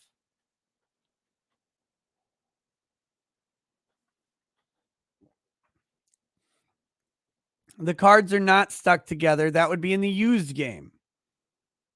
Must be a shit game if you're giving it away. I have two, and you can, like, the way this game works, you can only play through it once. Like, there isn't, I mean, once you get through all the cards, there's nothing else to do with it. So, having another copy isn't helpful at all. And there's not like, I mean, it's a lot of cards. So it's It's a lot of fucking, I guess. It's not all fucking, by the way. There's other stuff in there to do. But it's a lot of different stuff that you determine if you want to do it or not. And some of the shit, like, we said a whole bunch of no's. Like, there's a bunch of furry shit in there. It's like, fuck that. Furries are disgusting and deserve the sword. So there's no, like, we said no to all the furry shit immediately. Nope. No, thank you. And there's some stuff that, like, you really have to plan because in some places it would be highly illegal. So you have to, like, figure out how to not get arrested. But yeah, so we're going to do a giveaway because it's like we talked about it. It's fun. It is a fun activity, like just going through and seeing all the like, and some of it's just super autistic, right? And is completely unsexy. One of the cards that I do not understand at all. Okay. Help me out, chat. One of the cards literally says, we've never pretended our bed was a rocket ship while having sex.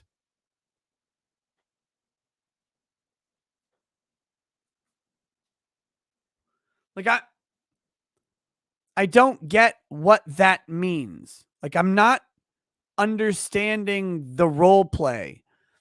Like I can get my head into some weird places, but like pretending your bed is a rocket ship is that I'm not there. I just am not into it. Maybe I need help figuring out what makes that like sexy or adventurous. I don't know. Bang zoom to the moon, Alice.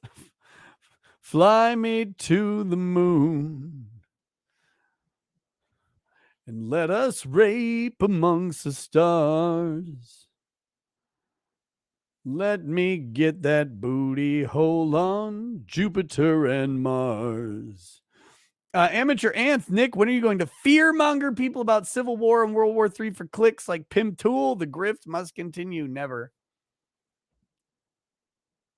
Never. In other words, please blast off. Agrolith says in before a 5-hour stream. Rip me. Oh, shit. We're at 3 hours and 17 minutes. Wiggles, you have something white on the side of your face. I told you what it was earlier.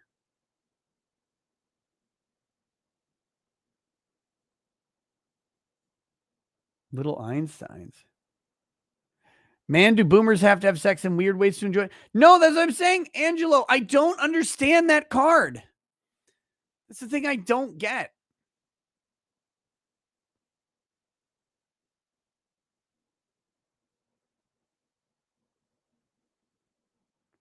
Maybe it's a Star Trek role play. You get to be Kirk and she's the slave girl. Maybe, I guess. Spud Ruckus. What? Wallawa? I don't know what that means. 6 hour. Been gone so long, I feel like I went into a time warp. You did. Mario Carter. The media's ideal Republican is Jack Murphy. My election is lost and my dick is hard. STFU FFS. So confused. I thought Farron was a friend of ours. I like Fair and Balanced. I don't know. Some people really like, there are a couple people in the chat who really just do not like her for whatever reason. Mandy Kravitz, I just sneezed so hard my bra came loose, and then a sad face. Patrick O'Brien says she's doing what Beto did after he lost to Cruz. By the way, Mandy, you know how I know you're a beta? Wearing a bra at 2:40 in the morning? What's wrong with you?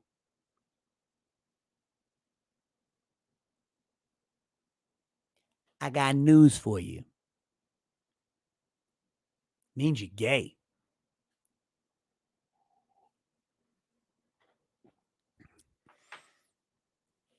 Last King of Norway. Liz Chaney's real voice sounds like Nick doing an impression of Liz Chaney.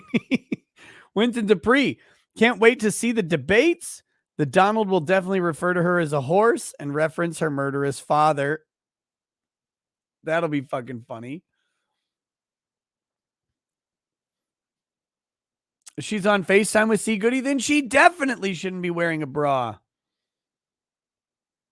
I did make you gay. That's true. That's true.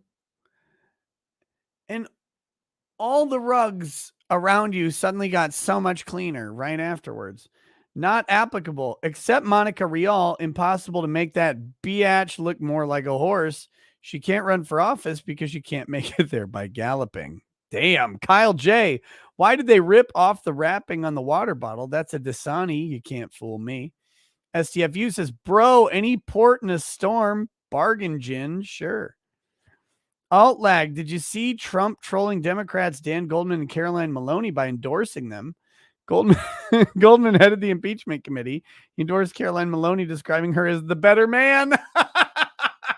God, it's funny. See, do it. Just be funny.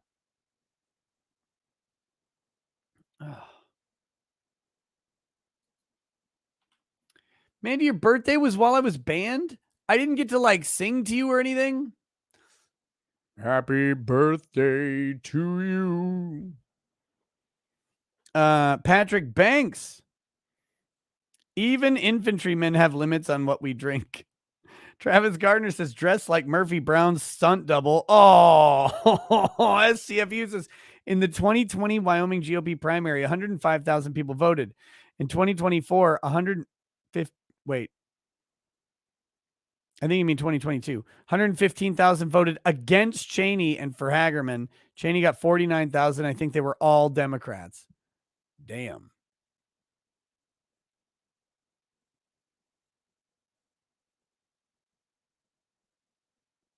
Sheila Aliens, Team Brock, keep them perky. It's 2:30 in the morning. Release the ladies. Let them breathe. Let them breathe. Eve of Sapiens, nothing is true. Everything is permitted. Anything can be done. All you have to do is convince other jerks, i.e. brutally murdering babies in the womb. Fuck. Patrick Banks, guess she's never heard of the late 1800s elections. Mario Carter, you need Razor Fist back on. He agrees on Lincoln. Yeah, love Razor. Would love to have him. I want to have him on to talk about Battletech. Fuck Abraham Lincoln. Who cares?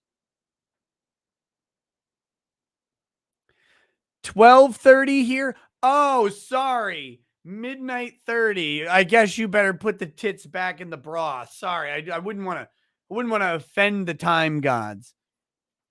If I was a chick, those things would be out flapping back and forth the whole time. And before you bitches whine about that, don't even pretend that if you were men, you wouldn't be sitting there doing the meat spin all day long. It's like, woohoo! Because we do. Justin Eisenhart says you need to have Dave Smith on. Yes, working on it. Working on it. I just haven't scheduled anybody while I was on vacation. Before vacation, then on vacation, I just tuned out.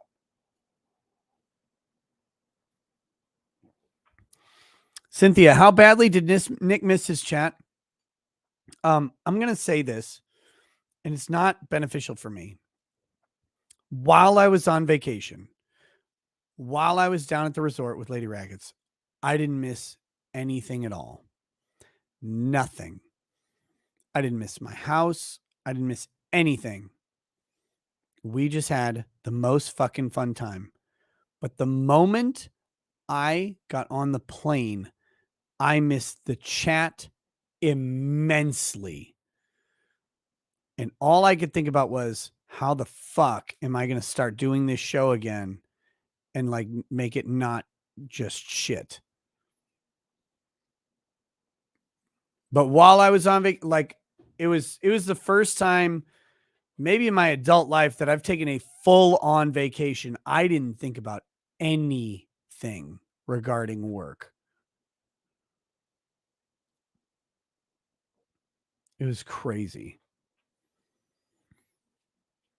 Hunter Biden's crack pipe. The British seized the Capitol and burned the original White House to the ground in 1814. Tell me more about Jan 6, please. Kelvin Klein, glad we have voted her out. Me too. What a fucking whore. Ryoji Mata, by her standards, everyone who riots in 2020 and Trump's inauguration should be in shackles. Kyan Rennell, Trump's legal team was 0 for 45. There was no merit. Again, first of all, let me do this real quick. I've talked about this before. there's a very, very mixed bag of lawsuits, and the overwhelming majority of them, and the ones that were popularly talked about in the news, were bullshit. The ones by Lynn Wood, by Sidney Watson, those were fucking ham-fisted jobs that if you just looked at them, you could see from a mile away. I talked about the problems with those lawsuits before the judges dismissed them. The Sidney Watson Kraken lawsuit, where she was showing all of the Michigan counties that voted wrong, but the counties were literal Minnesota counties. And I know it because my county was listed on there as well as the adjacent counties. That was bad. That was really bad shit. That shit should have been squashed immediately. But there were about 3 lawsuits, one in Pennsylvania, one from Louis Gohmert, and there was one somewhere else I don't remember, that all had really good questions. And I don't know that any one of those, or even all 3 of them together, would have been enough to change any outcome, which I said, guys, you have to here. Let me tell you a secret. 2 of my friends spent the early part of 2020 telling people that Trump was going to win and that the things were turning and the election lawsuits we're going to do it and these states were turning. They were making 2-minute long videos,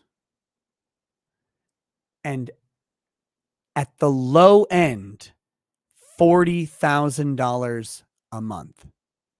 Okay? And all you had to do to make that much money was just say Trump was going to win. And here's how, with the election lawsuits and all that stuff. I could have easily made $40,000 to $100,000 a month from December to May. All I would have had to do was lie.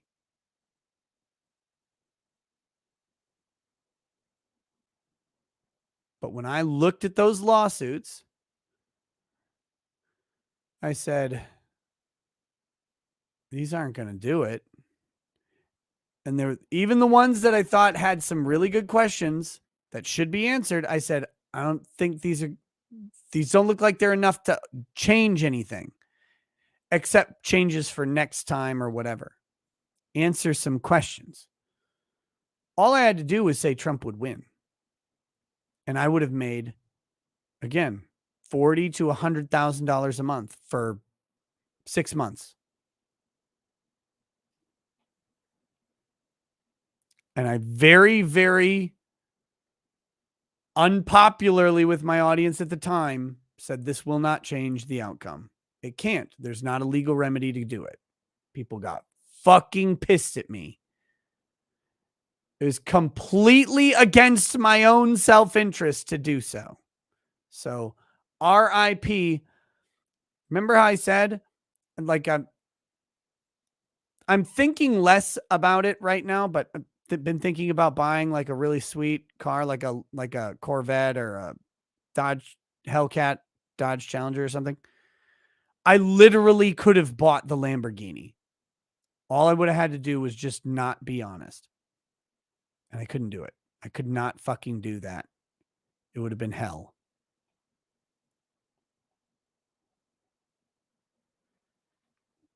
But it would have been so fucking easy. And I would right now be laughing around, driving around my Lamborghini Huracan. That's what I would be doing. I probably wouldn't even be streaming. Probably just be driving it around, hearing it go. It'd be awesome.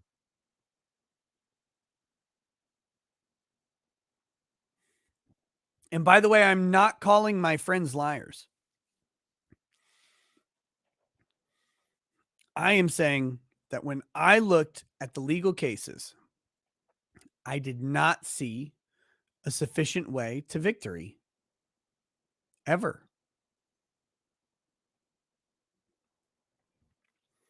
And all I had to say was there was one. Lynn Wood is great. Sydney Watson is great. Easy. Couldn't do it. Couldn't do it. Ryan says you'd also be banned right now if you did too. There were ways to navigate the ban. They got banned over that Arizona audit.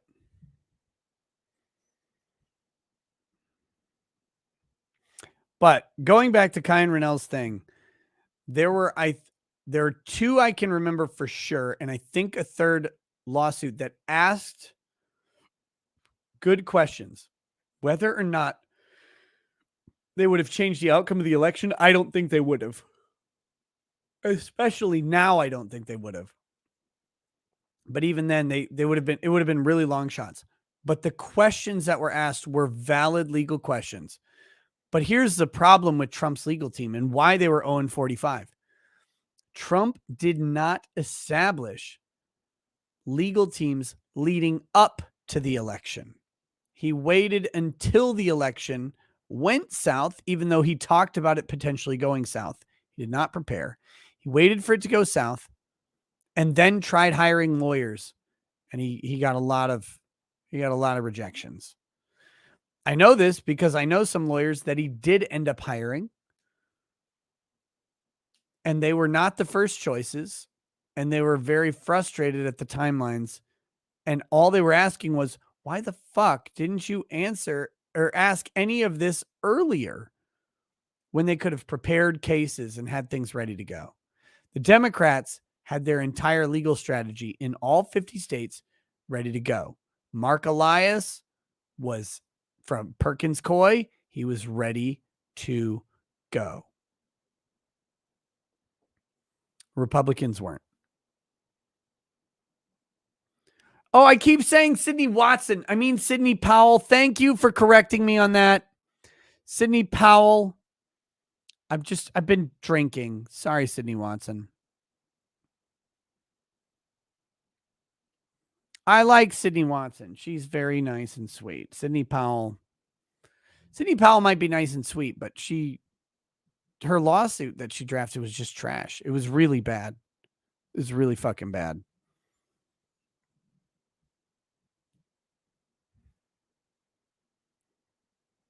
One of my early videos, I was bitching about Elizabeth Warren and I kept calling her Debbie Warren, which is like a local person from my church.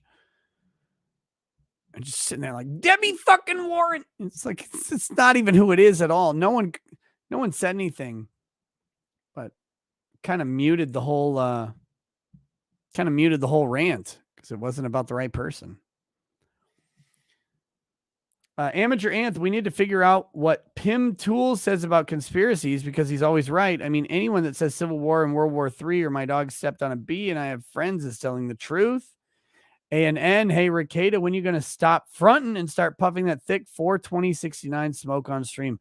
I do not really care for weed at all. I need to eat some Cheetos and forget things. Look, I can do that without weed. I don't need weed to eat Cheetos. Fuck. Love Cheetos. Amateur Ant says, to restore a republic, we have to get rid of all alphabet soup government groups, repeal the Patriot Act, and legalize all drugs. It's not the Fed's job. I agree.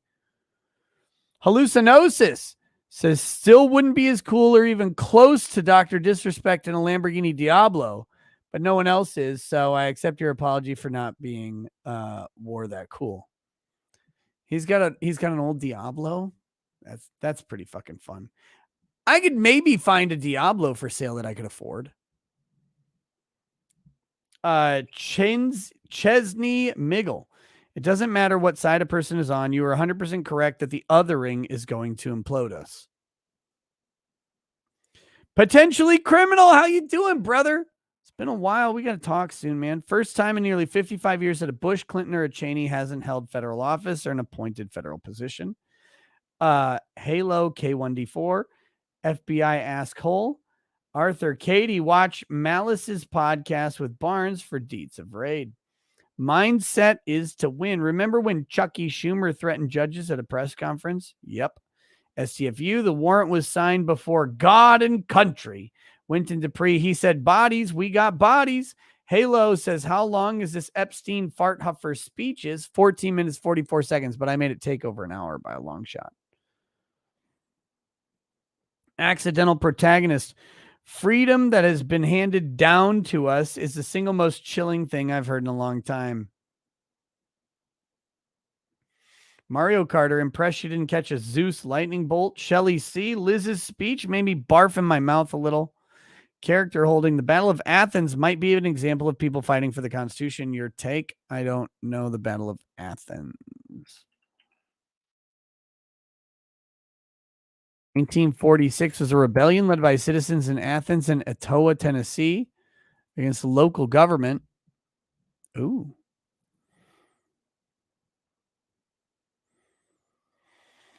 In 1936, the E.H. Crump political machine based in Memphis, which controlled much of Tennessee, extended to McMinn County with the introduction. Cantrell rode FDR's coattails to victory over his Republican opponent in what came to be known as a vote grab of 1936, which delivered McMinn County to Tennessee's Crump machine. Paul Cantrell was reelected sheriff. A state law enacted in 1941 reduced local political opposition to Crump's officials by reducing the number of voting precincts.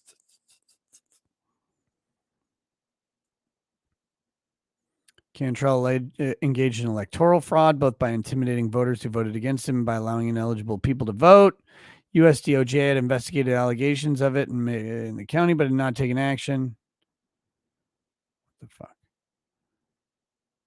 During the war, 2 servicemen on leave were shot and killed by Cantrell's supporters. What the fuck? This is a lot of background. What fucking happened?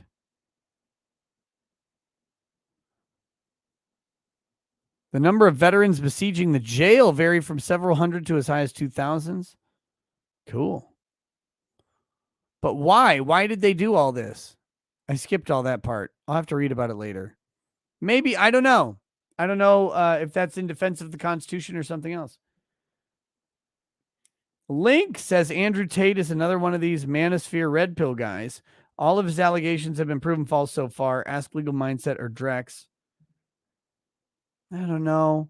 The manosphere stuff is not for me. Like, other people are better at talking about manosphere stuff. Every time I do, I like I got yelled at. Remember how I said yesterday? I said, no matter how many times you point out that like the divorce rate is going down by showing facts, or that it's better now than it's been maybe ever for divorces and men in the country. And you say, you know, that people will deny it. Well, that literally happened in the comment section then right away. And it was like, well, thanks for proving my point, I guess. I don't know, but I don't care if you don't get married ever. Like, I'm not telling you to do that.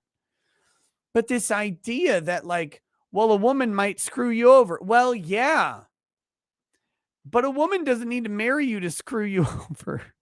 Frankly, she could just say this guy fucking raped me, or he put his dick in my ear or whatever. And she can ruin your life that way. But for that matter, you can't walk down the street because someone might swerve and kill you. I mean, risk is risk. You just determine the level of risk you're acceptable with, and you go for it or you don't. I don't give a fuck. But like, don't justify it with like old statistics and things that are less true today than they were. And don't deny when things are getting better just because, like, if things get better, you suddenly have to change your mind. You don't have to change your mind. But things can still be better. It can be a better environment for marriage today than it was in 1998. And you can still go, but I'm not going to fucking participate. Good. Don't. I don't care. But God. Fucking damn it. I don't like talking about the manosphere stuff. I just like telling jokes. The manosphere takes jokes and makes them too fucking serious for me.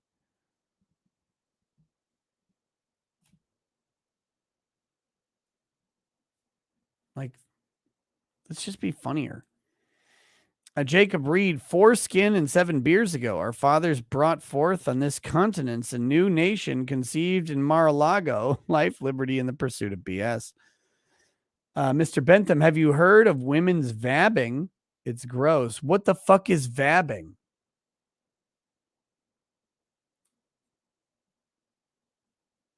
John A., are you a nuclear holocaust because you're positively glowing? Ooh, that's a good pickup line.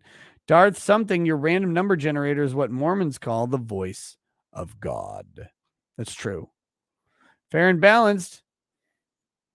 That was a Liz Chaney themed reading from the Book of Unbreaded. Lincoln, Trump, Kermit, Miss Piggy. Matthew Harris is with us tonight. Hallucinosis. Kermit the Frog is also a binger, just saying. Cody Byer, it ain't easy being breaded. Cledge Fenrir, when asked if I have game, I tell people that I don't even have an avatar. Panagiotis, Gavatha. Look, having game is all about lying to women and being comfortable with it. That's it. But game doesn't game is it's a short play. The long play is different.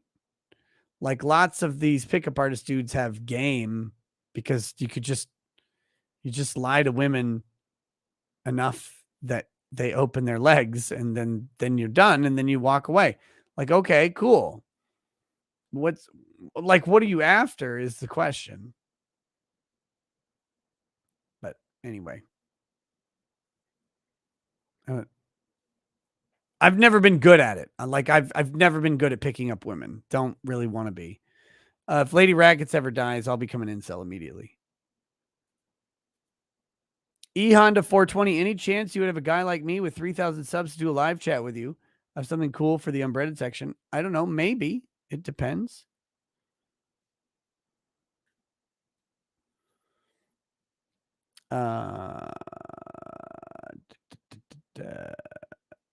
Okay.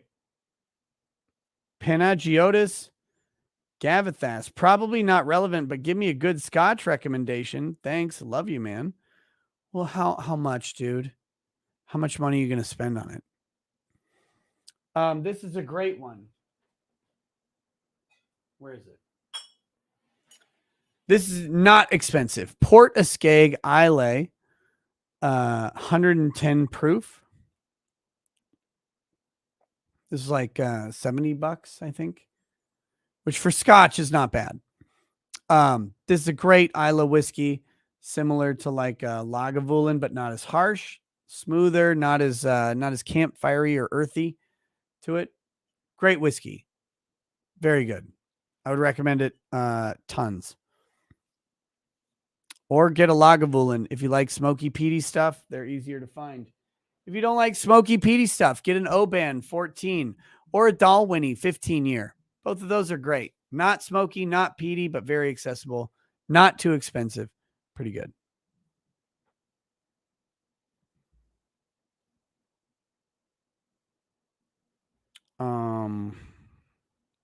Roy Rat says, Shantiri Weems, 50, shot her husband James after she was allegedly told by one of the mothers who sent her child to her little kid's castle daycare center that James Weems had molested her child. Well, there you go. Did he? Like, if he did it, I guess get fucking killed. All right. I think that's it. Fuck, it's 3 a.m. I have got to start getting these things down to 2 a.m. to do Twitch. I was going to do Twitch. Now I'm going to go to bed. Here's why. I know everybody's going to be fucking mad, but here's the deal. I want to do Twitch, but I also have to be up at 10 a.m. to take my kids. Like, I say up at 10 a.m. I have to leave my house at 10 a.m. to take my kids to a park, a state park with a lake. They have to swim with the homeschool co-op. And then I have a doctor's appointment with my daughter right after that. And then I think I have something else to do. What a fucking disaster. Every day since we've been back has been packed full of stuff. So I got to get some sleep. Salty Scotch. Thank you for the donation. $20. It did not come through with a message. Joel Reese says vabbing is using clam juices as perfume. I don't like it. I don't like that at all. Who watched my kids? What? While we were at the resort, my parents did. They stayed at my parents' house. They swam every day. They went to the beach. They went to fucking amusement parks and zoos. They had a blast. HS says, hey, Rackets, haven't been able to catch you live for a while. Also, since some politicians act like cockroaches, can the dynasties be broken with fumigation? How's the weather over there? I don't know how the weather is here right now. I heard there's a storm headed my way. I think it's supposed to get really stormy the next couple days, but I don't know. Which might mean that I don't have to wake up and go to the fucking swimming hole tomorrow, which would be great. But so far, I have to plan like I do. Mario Carter 13 says, furries. I understand that card. Red Rocket. Mike Sullivan, you said Sydney Watson. She's an Aussie YouTuber. I think you meant Sydney Powell. I did. STFU says, ever heard the name Edgar Madison Welch? Nope. Why not? Don't know. Holly Hond. Coley Hond, could you please comment on the Lord of the Rings IP being bought by Embracer Group and the implications on the Rings of Power series? No, I have no idea who Embracer Group is, but I'll try and look into it. Stephen Cooper says, Powell, not Watson. Johnny Ammo Seed, first stream I've seen from you. I dig it. Hey, welcome. Welcome. Peanutty says, this is for your words of encouragement to my comment yesterday. I listen to your streams at work and get strange looks from coworkers when I start laughing. Love these streams. Cynthia, keep liking Farron. I'm trying. She's learning. Also, no better stream chemistry than the two of you. Oh, thank you. Icon of Sin says, you are the binger, the ultimate binger, but all the same. Love you. Check your email. I got you Star Sector because I know you'd never get it. Twitch when? Soon on Twitch. I really did want to do it today. This is not video game related, but one of these days, very soon, I would like to do a full binge of the Terminal List. I think that'd be fun. Just straight through 8 episodes, 8 hours of Terminal List. Yet Man says, hey man, you can ignore my other ones. Your stream is making me happy. Wife's leaving me and asking for divorce. Could use a toast tonight. I'm drinking Knob Creek Rye. Pretty much a rye noob. Fuck.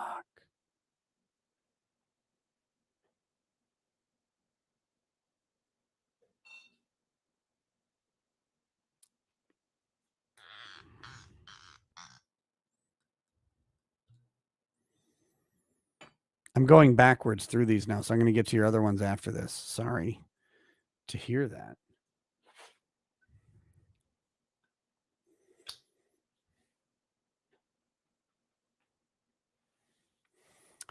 Yet, man, your wife is leaving you and asking for divorce. At least she's asking.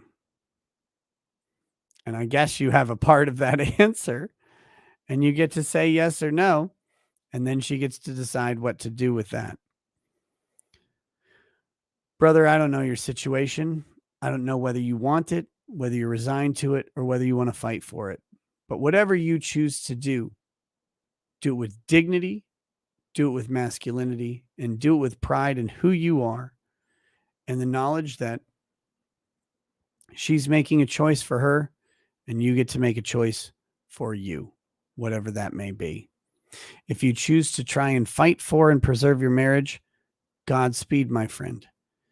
If you choose that this is the end time and it's amicable to walk away, Godspeed to you, and may you find fulfillment somewhere else where it's lacking in your current relationship. Brother, to you, to the trials and tribulations ahead, may they be simple, may they be resolved, and may they most importantly be inexpensive. Cheers.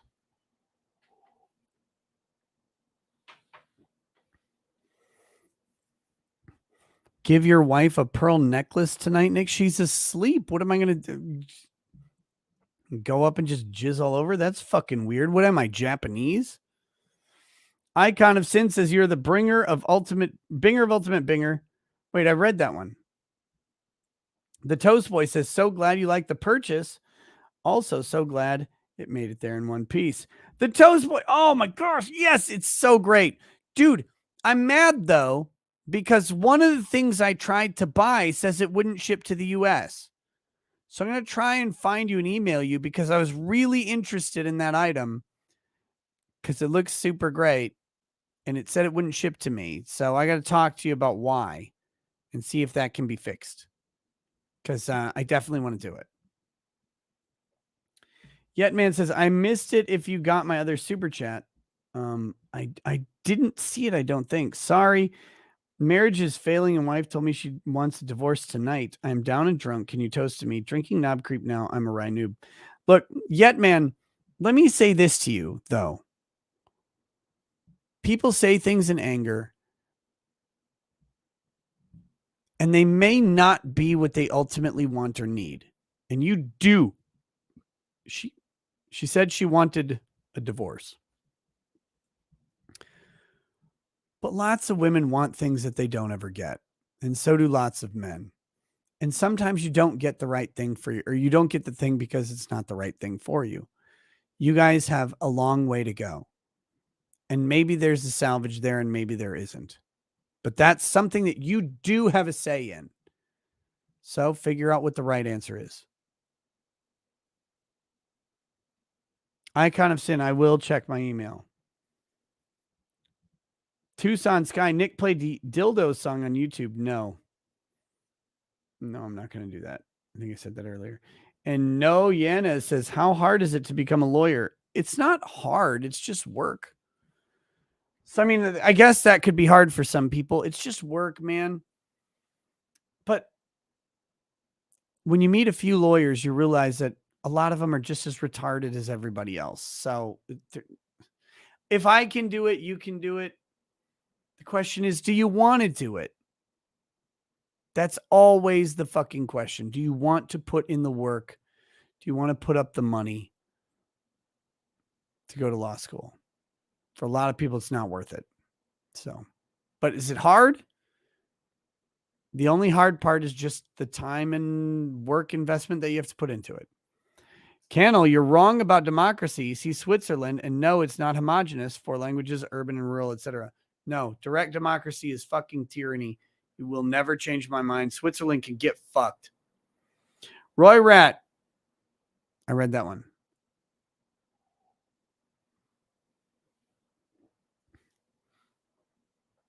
All right. There we go, guys. That's the show. I'm going to go fall asleep. Agrilith, I'm sorry. This is 4 hours. It was supposed to just be 3. I'll catch you guys tomorrow. Maybe we'll get Vic news at some point in the world. But I don't know. Until next time. Peace. Peace.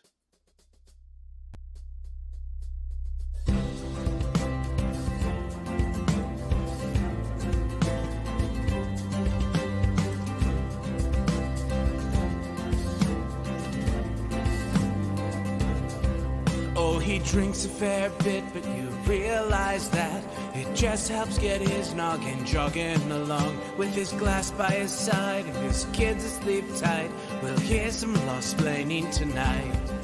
With his microphone muted, we'll laugh at this boomer until he explains it's all part of the plan. Watch his face become redder as he becomes meta, raging at idiots from Twitterland. From the white shores of Maine to the hills of Glenlivet, there's no one who explains the law better than Nick. So pour out a glass for the ones who have passed to make the law what we have now.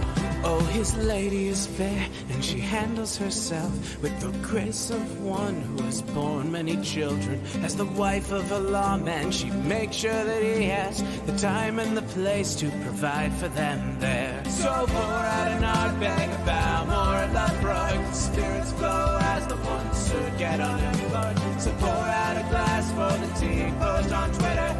we hear lost planning tonight. From the wide shores of Nam to the hills of Glenlivet, there's no one who explains the wrong better than Nick. So pour out a glass for the ones who have passed, to make the law what we are now. Oh, the guests are all plentiful, from Dundee to Drexel. They bring their perspective and spice to the mix. But the reason we're here and the one that we cheer is the one who is showcasing us his career.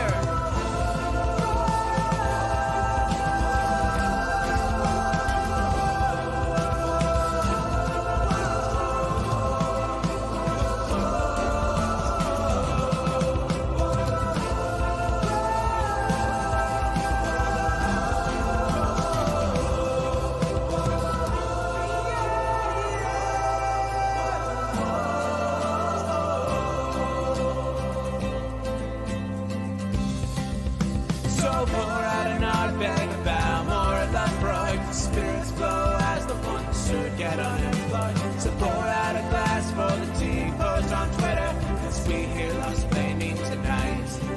From the wide shores of Nan to the hills of Glenlivet,